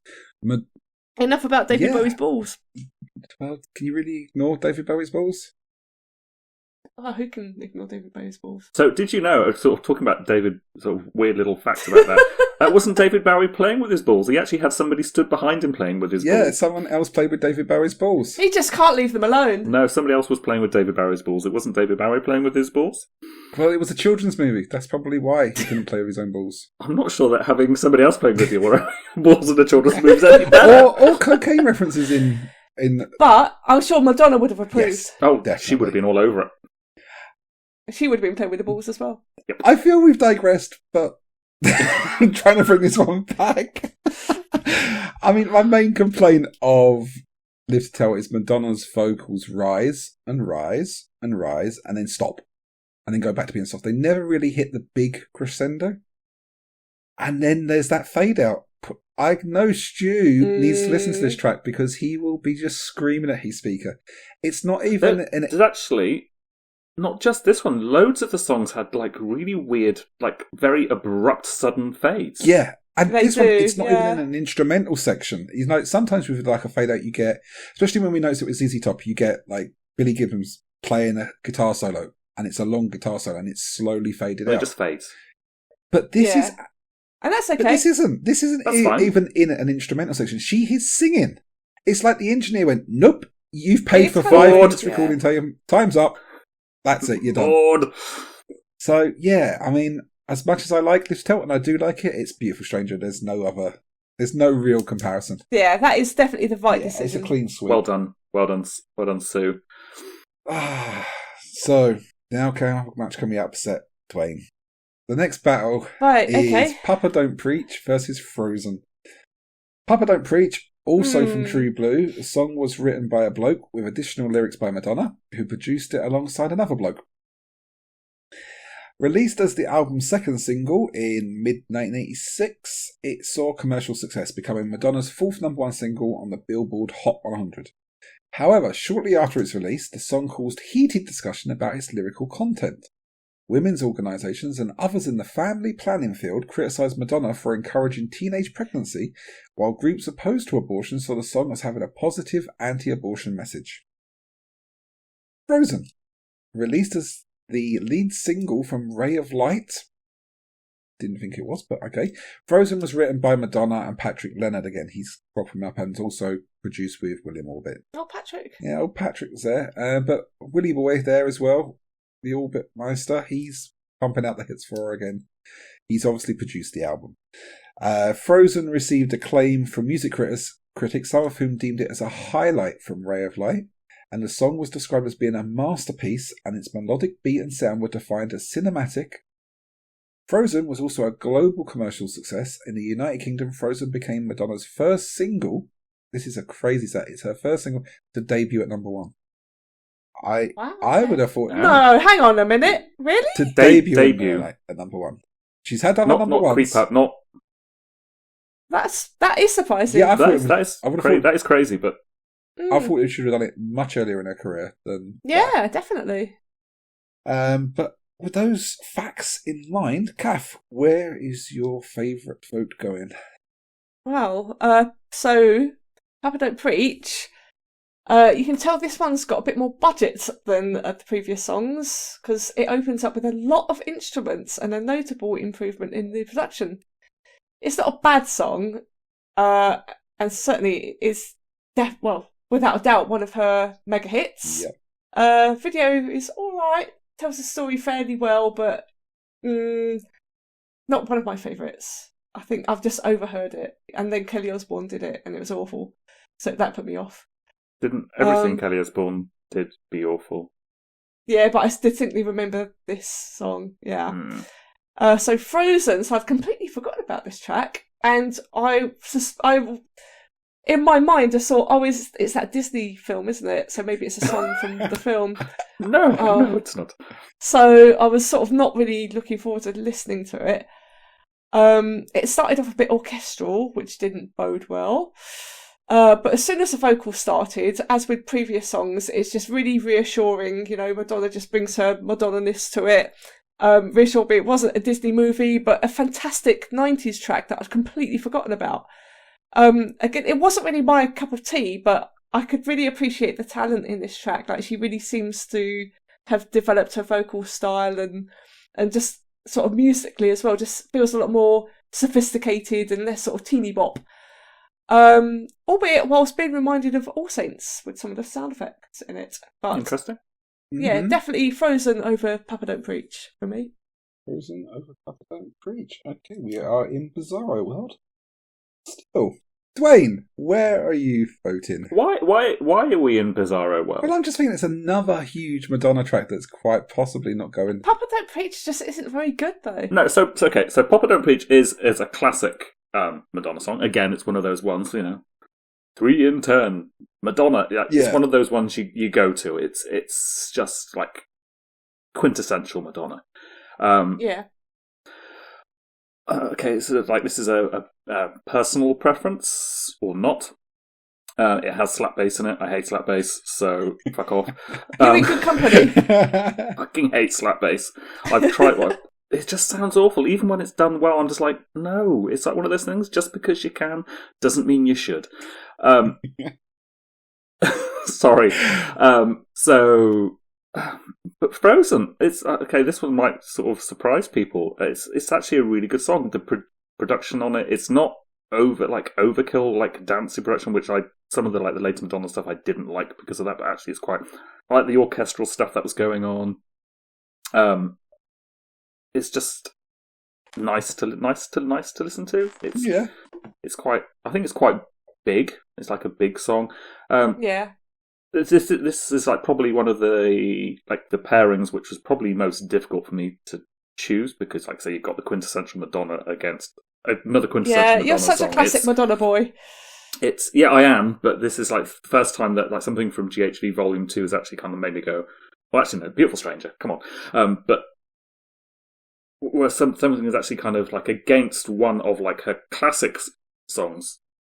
Yeah. Is actually kind of for me like going, actually, this actually holds up against the classic song. So it's kind of like, and I'm going to go, sorry, I'm into Bizarro World, Frozen.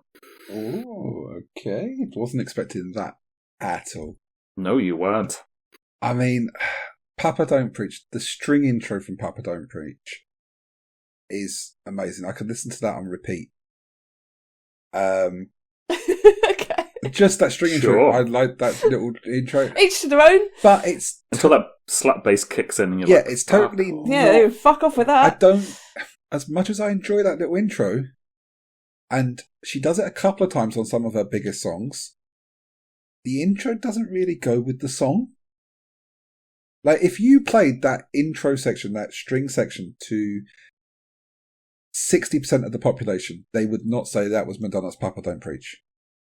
No. It's just out there.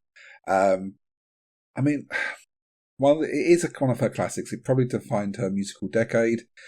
Doesn't mean it's a good one. No, I know.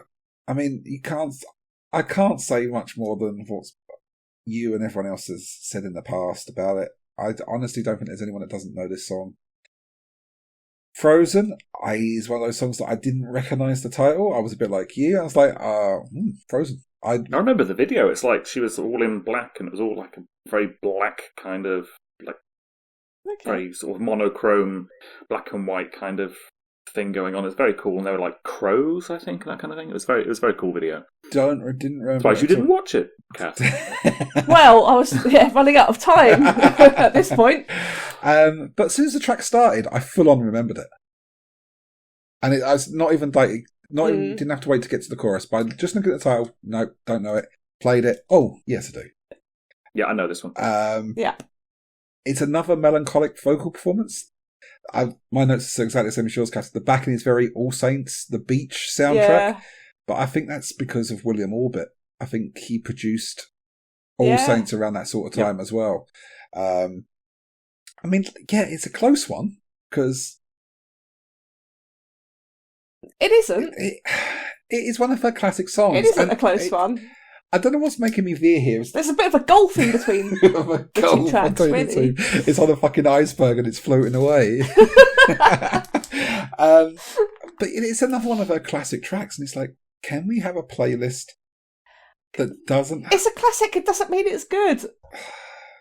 It's not even a classic, it's iconic. And it's a bad song. Can you really have a Madonna Greatest Hits playlist without it? Go as far as to say it was a bad song. I wouldn't say it was a great song. I mean, we're going to, regardless of what way I vote, because you two have voted for Frozen anyway, but... Yeah. So it doesn't matter what you think. It doesn't matter what I think. It's my vote's irrelevant, except for the fact that I'm going to make it a clean sweep. Hey! Yeah, I think it's just...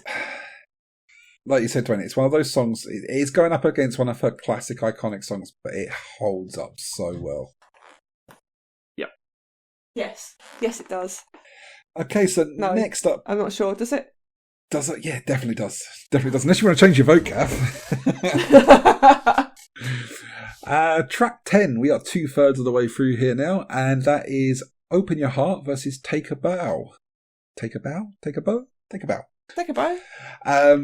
Open Your Heart, once again from True Blue, written by two dudes that we've never heard of. It was conceived as a rock and roll song titled Follow Your Heart for singer Cyndi Lauper. But the two dudes that wrote it... Stealing me facts. I know, but the two dudes that wrote it never had a chance to play it for her. So at the time, their management was working Madonna, who was looking for material for her third studio album. The rest, as they say, is absolutely history. Lyrically, it's an innuendo-laden love song where the singer expresses her sexual desire. This is not something she's done before at all, is it? She's never done And that. This is new territory. It doesn't sound like her at all. And I bet she doesn't do it again afterwards. No, probably not. Take a Bow is jumping back to a release from Bedtime Stories. It was released as the album's second single in 1994. The single topped the US Billboard Hot 100 for 7 weeks. It was in Madonna's 11th chart topper there. It became her first single to miss the UK top 10 since 1984. That's a bit harsh. Damn. The music video depicts Madonna as a bullfighter, played by real Spanish bullfighter Emilio Munez. Fact fans, never going to need that information ever again, are you? As neglected lover, yearning for his love. It won the Best Female Video Award at the MTV Video Music Awards. So...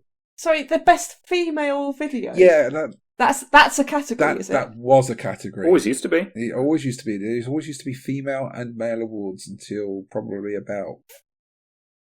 Very recently. Yeah, 2015? 16? Okay. It's... Why do you look so confused? It's different times. I don't know, this female artist video, like female video, what does that even mean? It's a video with a female in it. I think... I don't understand. Is it a video with a female in it? Is it a video by a female? What does it mean? I think if you put all the videos made by Madonna, Lady Gaga, and Katy Perry in a group... So female artist? Yeah. The word that was missing was artist. Yeah, but it didn't have the word artist in the video award. Because it's confusing otherwise. MTV. They're cool. They're hip. Okay, that's why I was pulling a face, because I just thought, what does that mean? Like, it's got more women in it than... It's got more women in it than other videos. I don't know. You've got the worst song in existence, but you've got 99 women in the video. So you qualify, yes. Yay! Have an award. Okay, Cath, which song are you voting for? Well, I'm not going to tell you just yet, but I will talk about Open Your Heart, because musically it sounds like classic 80s pop, and it's clear that Madonna is much more confident now, both in her look and sound. In the video, we are beholden to blonde bombshell Madonna with conical tits. Her vocal range seems to have come down a few octaves, though, in this song, which is good because she's not squeaky or teenage anymore. But very controversially, in the video, she kisses a child on the lips. Different times. I was very surprised. Different times. Cancelled. Yeah, exactly. Was not expecting that to happen, and then dances with him. Okay. Yeah. Anyway, so there's that. That happened. We then got Take a Bow. So I've not heard of this one before, and to be honest, I'm not sure that I want to again. It's not that there's anything wrong with it. It's just that it was a little bit boring. It's a do anything. Mid-tempo, sort of a little bit melancholic, ballady. Apparently, there's some Japanese influence. I didn't really pick up on that. No, I didn't pick up on that. That's what ChatGPT told me anyway. But it's all about the lyrics, which are described as dripping with sarcasm. But Spotify let me down with the lyrics with Madonna. It didn't show me any of the lyrics. But I guess musically, Open Your Heart, because at least it didn't bore me. Okay, fair enough. It's your opinion. Duane, Duane, what's your... Okay, so you're talking about these songs, and I recapped everything yesterday. I thought I'm just, like I said, listen to these two albums back to back. Even though I listened to it yesterday, I can't remember Take a Bow. There's nothing about it because sometimes you get the title reminds you of the vocal hook or something. Nothing, and also my brain goes, oh yeah, Take a Bow, that was a really good song by Muse. So that overrides. So Open Your Heart was fun little catchy 80s Madonna pop. You know where my heart lies. Sorry. Oh yeah, that's the one that gets the vote. Sorry, I missed that voice. Like a bit of 80s Madonna. So you're going with Open My Heart? Yep. Okay, 2 for 2 already. Okay, so I'm a bit like you. I mean, Take a Bow, I do not remember. I listened to this album yesterday and I didn't remember it at all. Still can't remember it. I can't remember and it. I literally can't. I'm reading through my notes here and I was like, another change of music direction. Okay, maybe it is. More into smooth R&B. Maybe it is. I can't really tell. I could have written she's gone into glam metal, and because that would have been remarkably interesting. I would have remembered that. Probably remembered that more. I mean, yeah. I can see where her musical direction has changed. We said this earlier about you can always look at where the charts are for what she releases, and looking at the charts around the time Take a Bow was released, everyone was doing more radio-friendly, smooth R&B. I mean, you're talking Mariah Carey, Eternal, Janet Jackson. I mean, hell, even Salt and Pepper were dabbling in R&B at this point. Salt and Pepper? Yeah. I remember those. I mean, hey, kids. Yeah, even with these change of music direction, you can still tell it's a Madonna song, though. I mean, I think it's the point of why she's so successful. You can always tell it's Madonna. Her Madonna-ness comes through regardless of what she's doing. Full string orchestra as well. It may well have been. I really can't remember any orchestra. I thought it was very much an end of the evening theme song. Well, past Simon did. Current day Simon, not a fucking clue. Now, Open Your Heart, one of my favourite tracks from True Blue. It's a total don't bore us get to the chorus song. But once you get to it, most people know the song. And you can tell it was written for Cyndi Lauper initially. But it does have 80s Madonna all over it. And it's not one of those overplayed 80s Madonna songs. Because there are loads of those. Oh, because there are lots of them. Most of them. This one's going down to what song I could listen to more and normally, according to my notes. But I'm actually going to change my mind. And it's going to be Open Your Heart. Because I can actually remember that one. Right. Which is a really shit way of deciding a track, but if it's really that... Well, you're going to decide somehow, haven't you? It's the best way, because if you can't even remember it after listening to it a couple of times, it's obviously not doing enough. The logic itself in your brain. Yeah, and this is on a Greatest Hits album as well. This isn't like an album filler. No. It's a greatest hit, apparently. So where did it chart? Where did it chart? I don't think I even mentioned it, did I? It was... I'm just surprised that some of these are considered to be greatest hits. Topped the US Billboard Hot Chart, but it missed the UK Top 10. It was the first single to miss the UK Top 10 since 1984. Okay. Which probably is because no one remembered to buy it.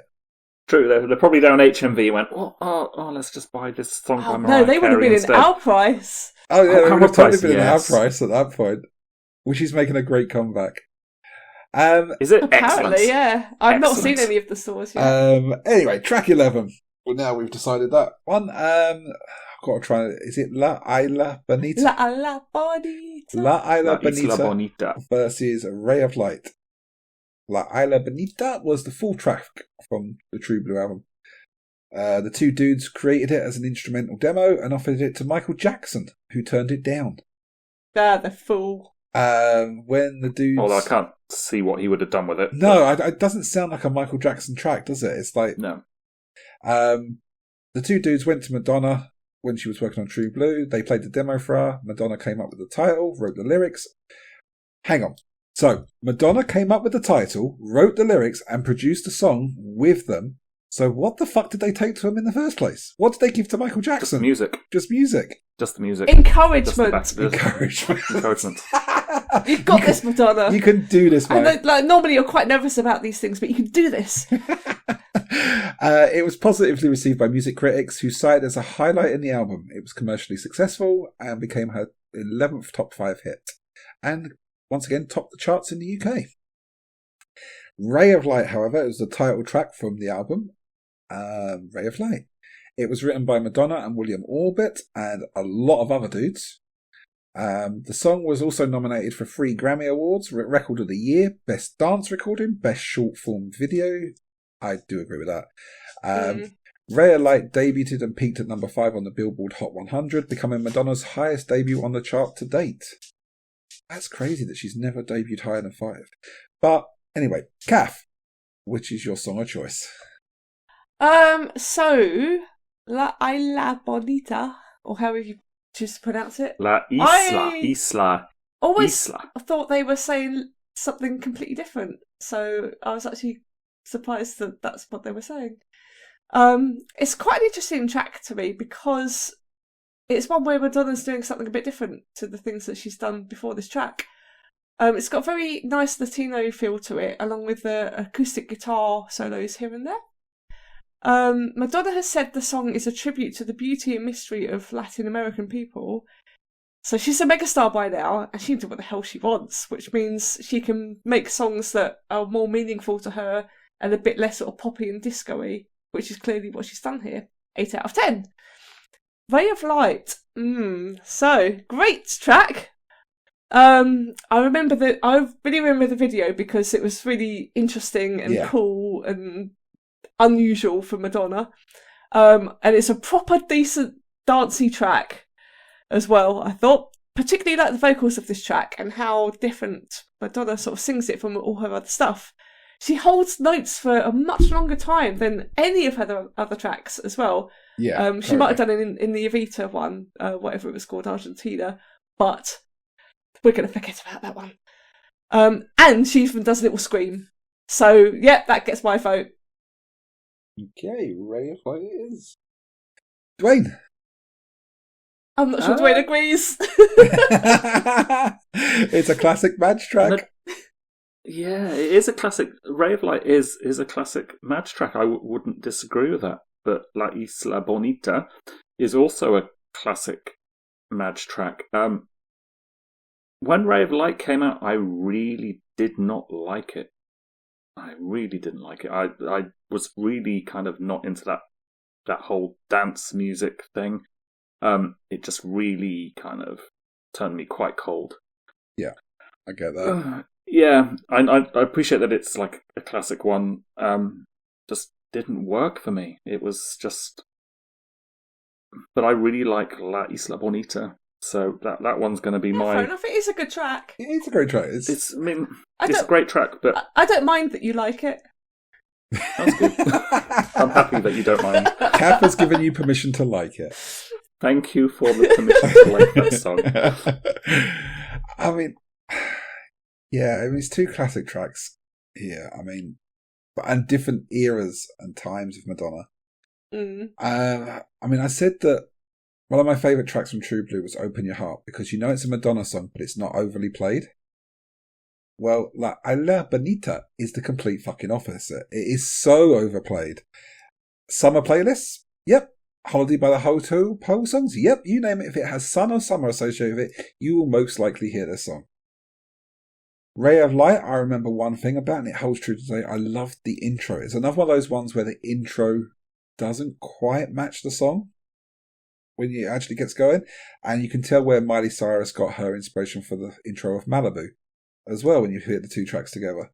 Yeah. But where is Madge going to go with this one when you hear the intro? Oh, it's back to the clubs again. And yeah, I was like you, Duane. When that was released, I fucking hated the song. I really detested it. Everywhere you went, it was on. Every music channel you put on, it was on. But the music video was freaking amazing. It was a great piece of... Yeah. I'm not going to say art because that's just too pretentious for it. But it was a great music video. I don't think it's as good as like Sledgehammer by Peter Gabriel. But for the time, it is a very, very good music video. Although I will say... I didn't like this. So I was listening to it yesterday, and there was a line when she says quicker than a ray of light. I just think it would sound better if she said faster. It's just like a critique of the songwriting. Just faster would sound better. Quicker just seems, not quite right. Yeah, that's just a personal thing. I mean, one thing I will say about Ray of Light is, and it's absent on pretty much all of her dance tracks, is that you can actually hear the bass on this one.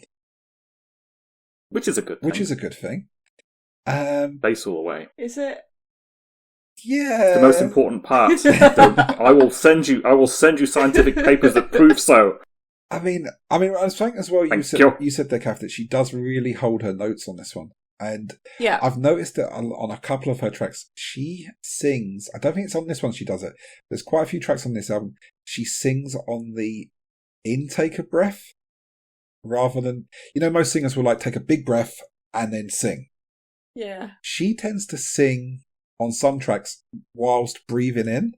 She does that Tenacious D thing of singing whilst breathing in. Yeah, and it's like... How? I have no idea. How would you do that? I know there are a couple of people who do it. Because surely you sound weird if you do that. Well, I was going to say there is one singer that does do it, but it does correspond with the whole "you sound weird," and that is Axl Rose does it. Oh, I fucking hate Axl Rose.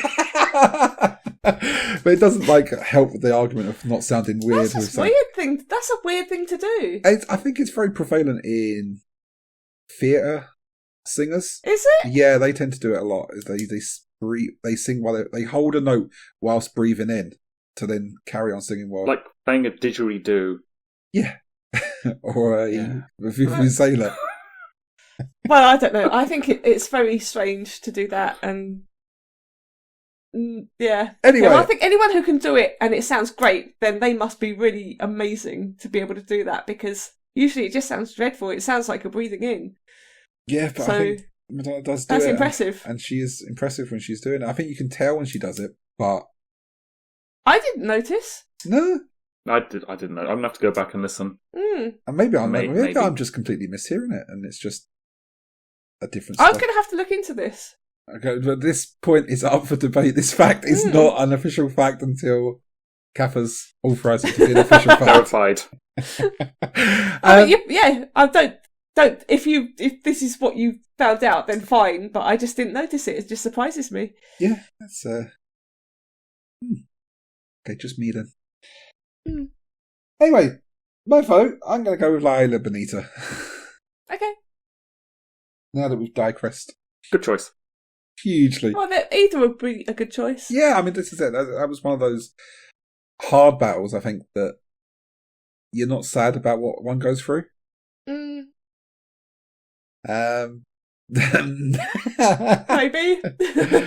Now this could be an interesting one. Track 12's Like a Prayer versus Don't Tell Me. Like a Prayer was the title track of the Like a Prayer album. It was released as the album's lead single on March 1989. The song heralded an artistic and personal approach to songwriting for Madonna, who believed that she needed to cater more to her adult audience. Thematically? Adult. Yeah, adult. Because Erotica didn't. The song speaks about a passionate young girl in love with God, who becomes the only male figure in her life. Of course, that's exactly what the song's about, Madonna. Yeah. That's what the lyrics say to me. The accompanying music video for Like a Prayer, Madonna shows Madonna witnessing a white woman being killed by a group of white men, while a black man is arrested for the crime. Madonna hides in a church for safety, seeking strength to go forth as a witness. The video depicts a church and Catholic symbols such as stigmata. It also features the Ku Klux Klan's burning crosses and a dream sequence about kissing a black saint. The Vatican condemned the video, while family and religious groups protested against its broadcast. They boycotted products by soft drink... Love it already. Yeah. They boycotted products by soft drink manufacturer Pepsi, who had used the song in their commercials. Pepsi, not having any balls at all, cancelled the sponsorship contract with Madonna, but allowed her to retain the $5 million fee. Also, as a side note... Oh, Pepsi. The intro of Like a Prayer on the Greatest Hits album, which we're comparing, is completely different to the intro that is featured on the album it came from. Isn't it more vocal, but like a vocally? Yeah, there's like a riffy guitar, electric guitar going on, and then a door slamming.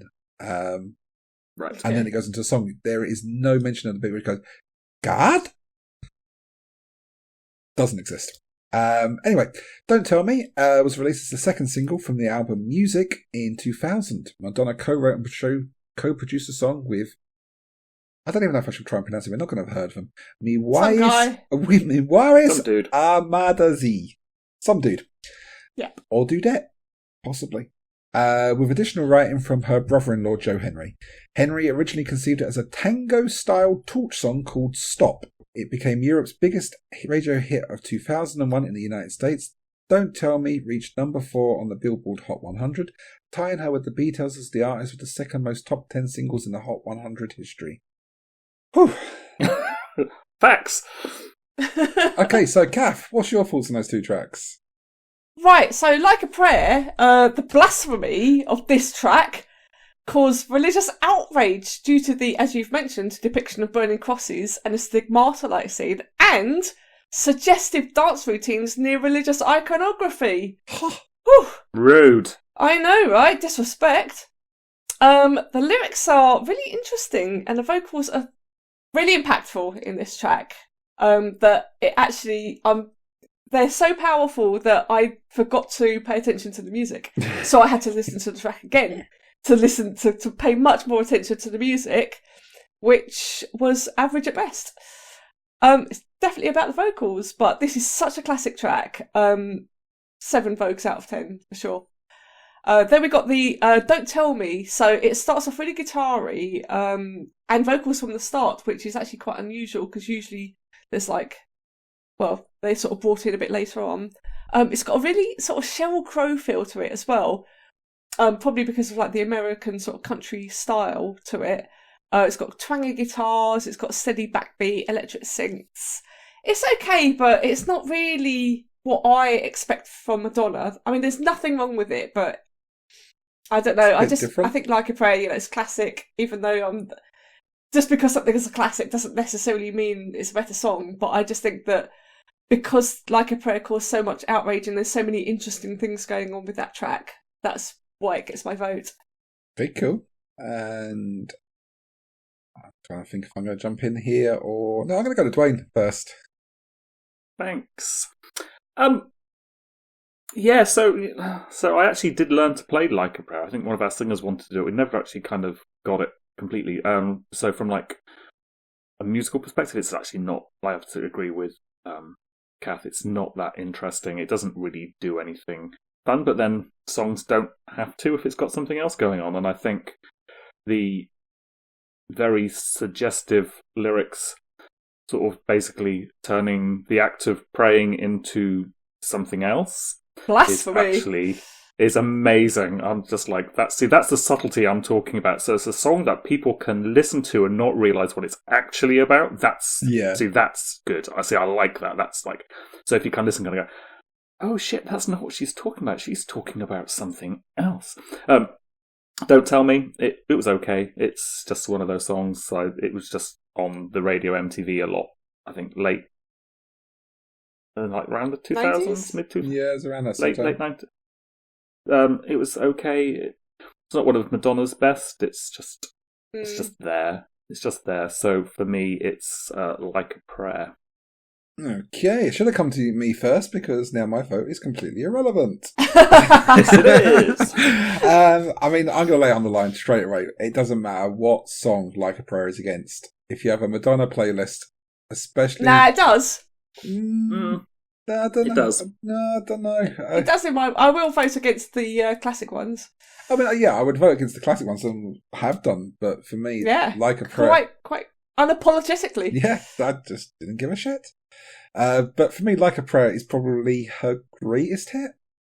And I don't know if that's because of how good the song is, because as you say, musically, it's not... Doesn't do a lot. Doesn't do a lot.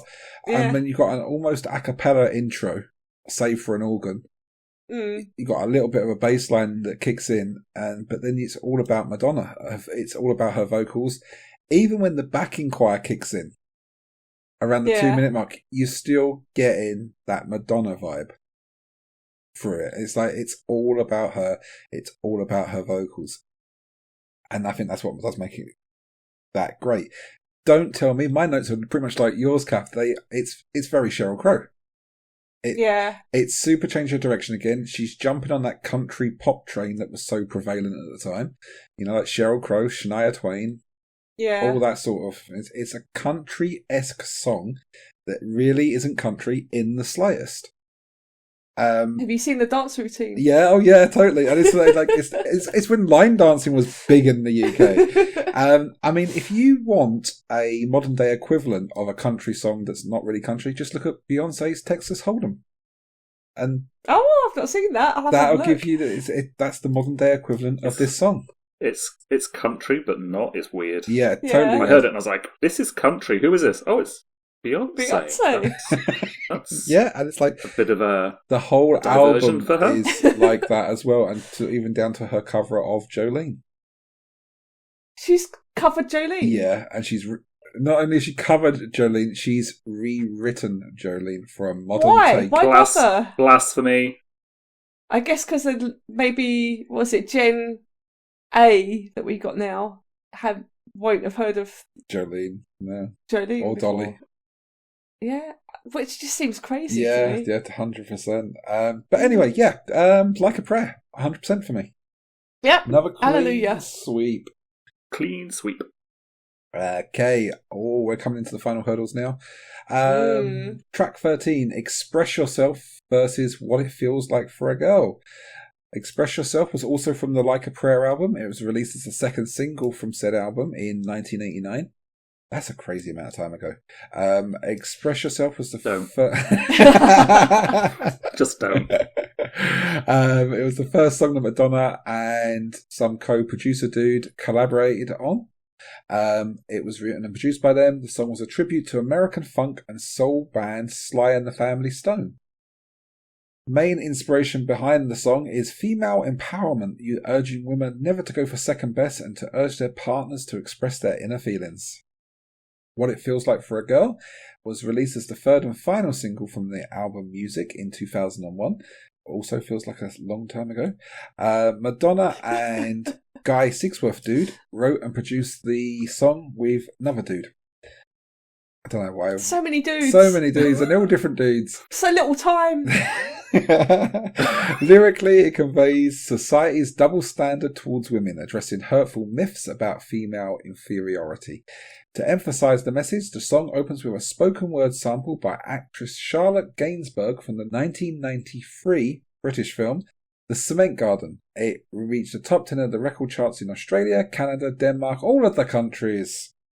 Some countries out there that aren't us. Exactly. But may also be us. And there was also us too. And Scotland. Scotland had a chart this year for some reason.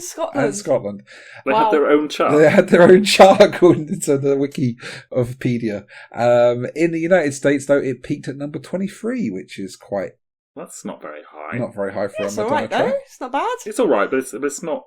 But I mean, indicative it's not of mega the hit. quality of the song. I mean, they have 100 rather than 40 like we do. Our chart's 40 songs. Their chart's 100, and occasionally 200. So, well, would 23 they are be the imperial? Whereas we're trying to be more metric. Yes, so the conversion rate of this means that it's probably a top 10 in the UK, baby. Yeah, probably. Duane, I know how I feel about these two songs, and I know what your classic Madge. So, what are your thoughts? So, yeah, classic Madge boy is coming through loud and clear on this one. What it feels like for a boy. Start with that one. Girl. For girl. Boy. Oh, what it feels like for that was somebody else, wasn't it? Girl, definitely girl. Yeah, I know. What it feels like for a girl. That's there was a song. No, typical of a man. Wasn't it? If I Was a Boy, isn't that Beyonce again? If I Was a Boy, that's when I'm. That's it. There's a Beyonce one. If I Was a Boy. Sorry, I apologise profusely that I've gotten two average, non-interesting songs mixed up in my head. Sorry. What it feels like for a girl, it just doesn't do anything. It's just. I mean, I get the message. Don't get me wrong. It's. But as a song, it's just not very interesting. And Express Yourself, classic Madge pop, love it. Love it. Okay, I think good. So you're voting for That's all I can say. So you're voting for What It Feels Like for a Boy then? Yeah. Yeah, okay. Girl! Okay, Cath. Express yourself, please. Cath, please express yourself. Alright, okay. So, express yourself. It's been described as an anthem of female empowerment. The melody is quite simple, and it's another song where the focus is absolutely on the vocals and the lyrics. It's very repetitive, but that's probably the point. Being an anthem and everything, just chant the same stuff over and over again. The video was pretty good until the intimate scene at the end, which just really, I felt really undermined the preceding scenes. But yeah, I really enjoyed watching the video, listening to the song, and just thought, yeah, you feel female empowerment. What it feels like for a boy, girl. Sorry. Oh my god. What feels like for a girl? Well, as Sai has explained, it's about gender roles and double standards faced by women. Feels like for a girl. It's not too bad. The upbeat melody and synth pop sort of melodic elements, alright, I guess. But the video and lyrics tell a much different story to the melody. So yeah, it's quite contrasty. There's also a quote about girls can wear jeans and cut their hair short because it's okay to be a boy, but for a boy to look like a girl is degrading. I mean, when did this song come out? Like in the early 2000s or something? Yeah. Which is quite interesting sort of 2001. social commentary. That's problematic. Cancelled. Yeah, probably. Well, I hope that society is different these days. I certainly don't feel that it's quite the same. So. But I think Express Yourself is definitely the better track, despite them both being quite interesting sort of politically and socially. Okay. Yeah, I mean, my notes are pretty much a combination of both of what you've said, or what you have both said. Express Yourself, it's clearly a get to the chorus song for me. It's repetitive, but then it's an anthem. That's what 80s anthems are meant to be. It's meant to be get up off your chair and sing along, and that's exactly what it is. Both songs, like we said, is about empowering women. Express Yourself being the more encouraged anthem, whereas What It Feels Like for a Girl is more just calling shit out type of song. Both very similar songs, just take a different path to get there. I think I am gonna go with, I do like What It Feels Like for a Girl slightly more, but I think the playlist deserves Express Yourself more. So Okay. I am going to, Okay. because my vote is irrelevant, I am going to go They're with both everyone. great tracks. Yeah, I mean they are both very good tracks. They both have Or not. Oh, yeah. Music- It's all right. musically one track is better, but message wise I think both are very good tracks. Yes, I will agree with that. So let's move on to track 14. Okay, we got Cherish versus Drowned World / Substitute for Love. Cherish was the third track from Like a Prayer. It was written and produced by Madonna. Oh, no dudes. Hey, No dudes. No dudes. Go Madonna. She's expressing herself. Yep, she's taken her own advice. Cherish was built around the themes of love and relationships, with William Shakespeare's Romeo and Juliet being one of the major inspirations. After its release, the song received positive feedback from reviewers who were surprised by the change of content and the lighter image of Madonna's music. It became Madonna's 21st top 10 single in the United Kingdom. That's an immense amount of... I mean, I know we got to 37 with like some of her more modern stuff, but still, we're talking about the first decade of her music and we're at 21. Yeah. Drowned World / Substitute for Love was written and produced by Madonna and William Orbit. It was released as Rare Light's third single in 1998, worldwide except in the United States. It became It became Madonna's 7th number one single in Spain, while charting within the top 10 in Iceland and the United Kingdom. No mention of any other companies. An accompanying music video was released for the song, featuring Madonna running away from the paparazzi until she arrives at home. The video faced strong reaction in the media due to the paparazzi chase sequences. When was this released? 1998? That's Oh, that would have been post Princess died. Yeah, that's what I was just thinking that. yeah, Yeah, that's exactly where my mind was going to. So, yeah, that's probably why. But that's the facts. Not very many for two very little tracks, I think. So, Duane, where are you going?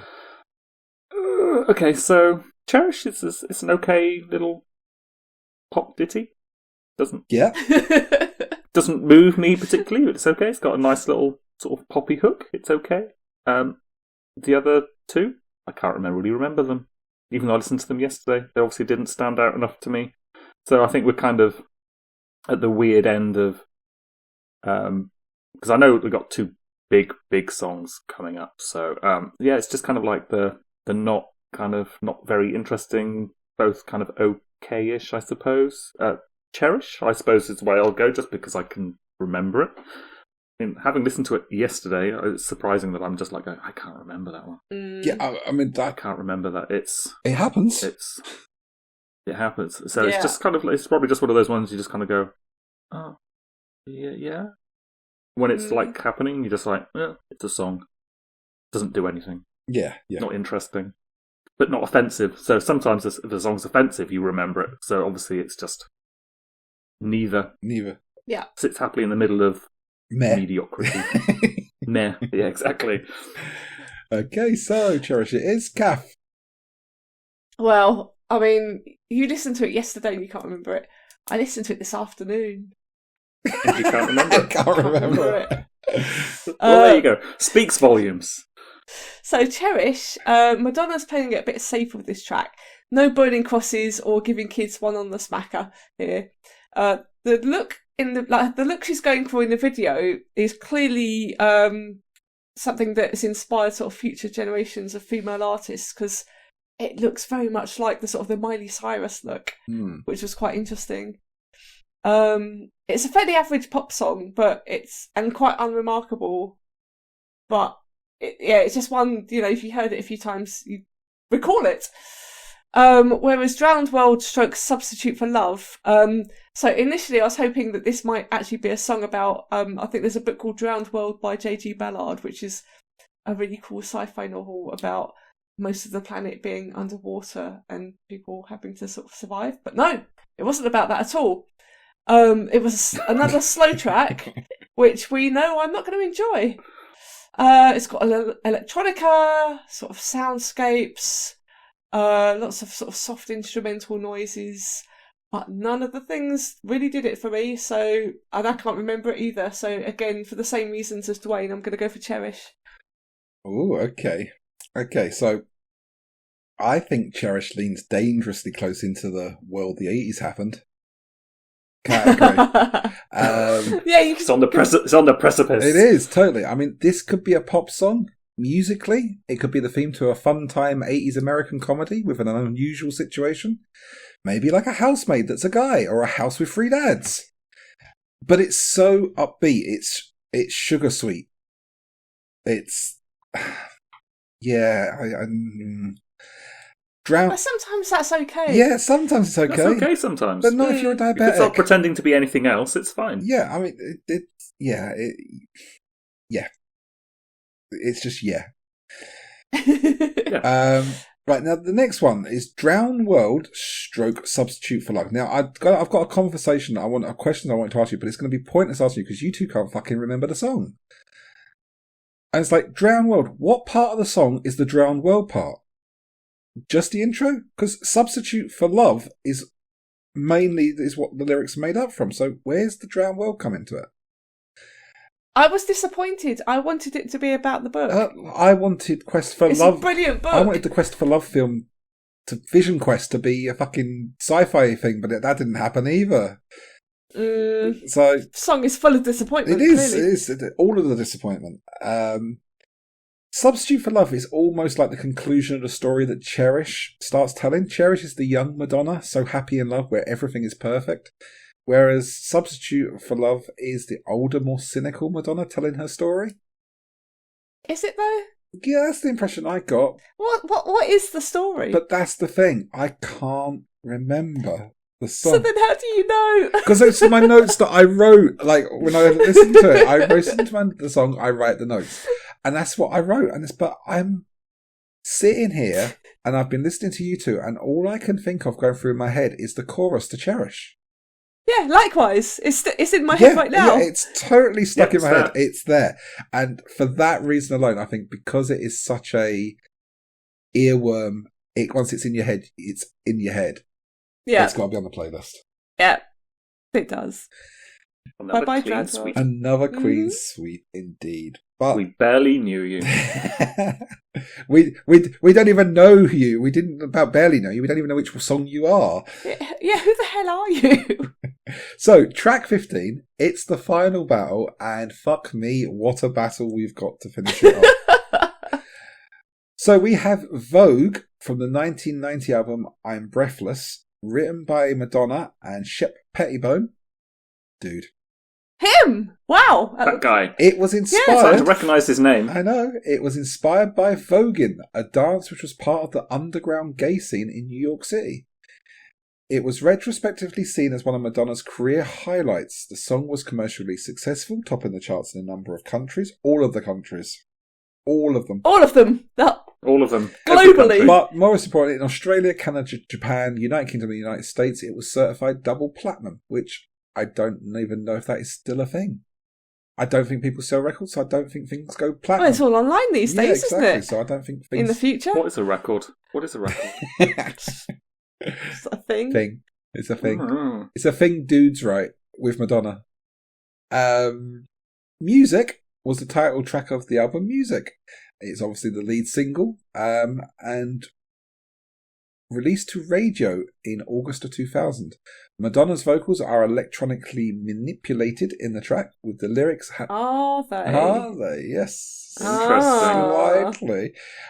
With the lyrics having political and social undertones and reiterating the uniting power of music. Before its official release, now this will age the track immensely, music leaked onto the internet and was put up for listening on websites like Napster, which prompted Madonna's team to issue a statement threatening legal action. It became a commercial success, peaking at number 1 on the record charts of 25 countries, so all of the countries. Makes me feel really old. Yeah, totally. As soon as you that. mention Napster, it's like... It doesn't seem like... It really doesn't seem like that long ago, like LimeWire and all of those sort of things. It's accompanying, to add to the age thing, it's accompanying in a music video portrayed Madonna and her friends enjoying themselves while travelling in a limousine driven by Ali G in it. It's a great video. Yeah. I remember it. I now. do remember this video. It's another one of those memorable videos. So, to finish off our final battle, Duane, where is your vote going? This is a... Okay, well, this should be a toughie, but for me it's not that much of a toughie, although I can understand why it would be. Both absolutely great tracks. When music originally came out, I hated it, but listening back to it recently, actually, I'm kind of going, it's actually all right. I don't mind it. It's okay. But for me, Vogue is definitely the one. It's like the quintessential. I feel like I knew you were going to go for that one. The Madonna song. It's just like was it like a hit in 1990? I remember like it just having extremely crazy airplay on the radio. Yeah, it's just great. I just love it. Love Vogue. Music's okay. I mean, I don't hate it like I hated it 24 years ago. Oh my god. You hated it? I did. I actually hated it, but now listening back, I've kind of, because my tastes have matured a little bit, I've kind of gone, actually, I don't hate it like I did then. I actually quite think it's all right. But Vogue for me, it's just awesome. Awesome song. It's like the Madonna song. Can you do the Vogue thing? No, not really. Oh, that's a TikTok for the channel. Routine. Yeah, no, I can't do that, sorry. Okay, I'm going to jump in here and say music. We've hit Madonna in the Black Eyes Peas Justin Timberlake era. She's back to wanting to stay in the club, but it's more like your granny trying to be down with the kids when she wants something. Wow, is this for music? Yeah, when she wants something on that she can boogie woogie. She's 42 in that video. Really? This feels... Yeah. That's younger than we are now. Yes, Just put that into Thanks, perspective. Dwayne, Thank that you. helps. Yes. This and the digitization of her voice are what I really dislike about the track. I really hate that. I don't know if it's auto-tune. Was auto-tune a thing then? Auto-tune, yeah. I hate auto-tune as an effect. Okay. It's prevalent on this track, and Cher does it a lot as well. So I don't have an issue with auto-tune when it's used as a thing. So like with Cher's Believe, and I think how it's done in music, it's because it becomes overdone. It's overdone to the point where it actually becomes part of the song. What I don't like is people who can't fucking sing and they're using auto-tune, and you can just. I mean, that's what I like it for, because that's when it needs to be used. No, but then you're like going, well, why are you a recording artist if you can't sing? Because I just got the looks, honey. You know, I've got the looks. No, that's bullshit. And you get it a lot. I'm sorry, I know we mentioned country, but you get it a lot in country music. It's awful. It's like really obvious and just like really cringy. But if it's used as like a feature, then I'm fine with it. So like I believe in Life After Love by Cher, or this one music. I'm okay with it. No, it's a thing rather than I'm not a fan. Covering the cracks. Yeah. I mean, I don't think I think it should be fucking taken out back and shot in general. You know, I don't think it should be used for people that can't sing. If you can't sing, don't become a fucking singer. And I agree with that. Yeah, but I mean, if you had that same attitude, then punk would never have happened, because they couldn't play guitars, and yet they still played them. That's a musical movement. That's slightly different, and they weren't tuning themselves or doing stuff to change what they were putting out. They were putting it out anyway, and it spoke to people. They were. It's what they were. They couldn't play, and they sounded dreadful. But they were going for it anyway. Yeah, but you didn't get. They didn't put. But now, like with technology, you got stuff that can help you. Yeah, but imagine if they used that kind of thing in the 70s with the punk stuff. Do you think it would have... That'd be weird, wouldn't it? Yeah, would it have resonated with the disenfranchised youth as well? Well, it's hard to say. Maybe. No, it is hard to say, but I think probably not. I think the whole point of that movement was the fact it was raw and angry, anybody could do it, and angry, absolutely. Okay, but so what can I say about Vogue? I mean, this is going against Vogue. Well, to start with, I fucking hate Vogue. Always have. Probably always. Only because you can't do the thing. No, I can't do the thing at all. No, not at all. Big box, little box is my limit. So, I've always hated it. I probably always will hate it. It's weddings where people can't dance, throw different shapes, but still look like they can't dance. As much as I don't care for music, I hate it less than I hate Vogue. So for me, music. I find it interesting that you hate Vogue. I've never got on with Vogue. Vogue is one of those songs that when I was younger, I would hear Vogue and I'd be like, this is why I don't like Madonna. And I've always linked that into Vogue.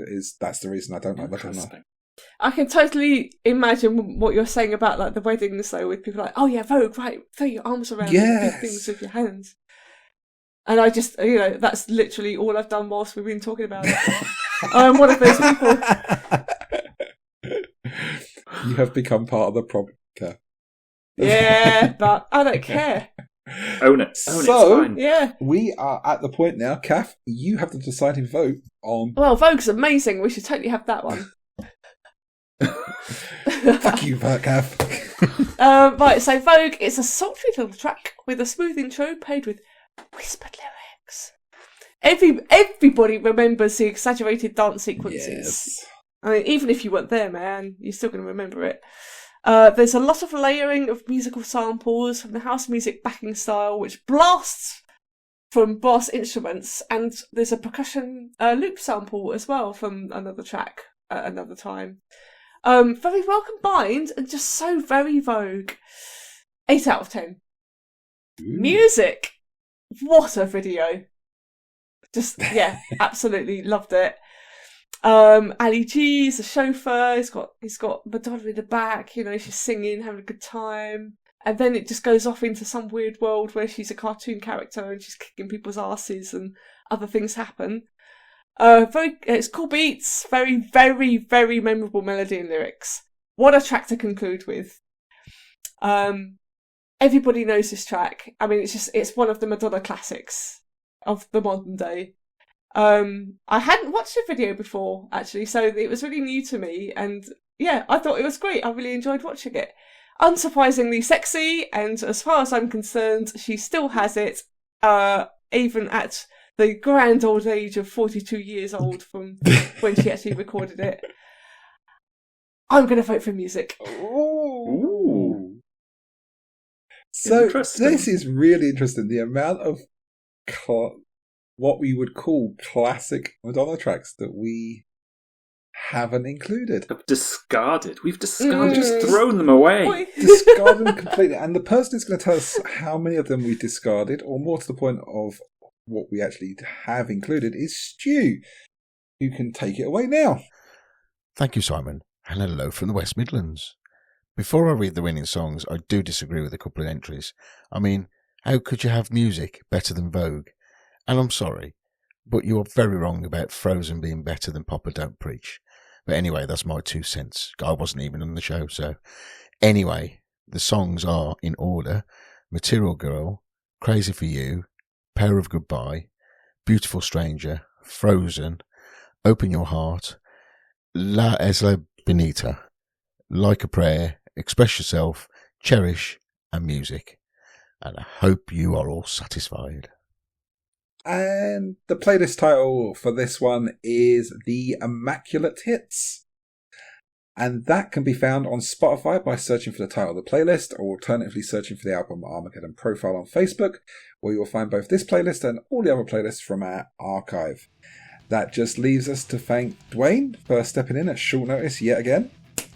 Thank you, Duane. It's been an absolute pleasure. I've enjoyed every moment of it. Thank you very much for inviting me. You're more than welcome. And for us to send our love to our absent band members and to say goodbye until next time. So say goodbye, everyone. Bye. Bye-bye.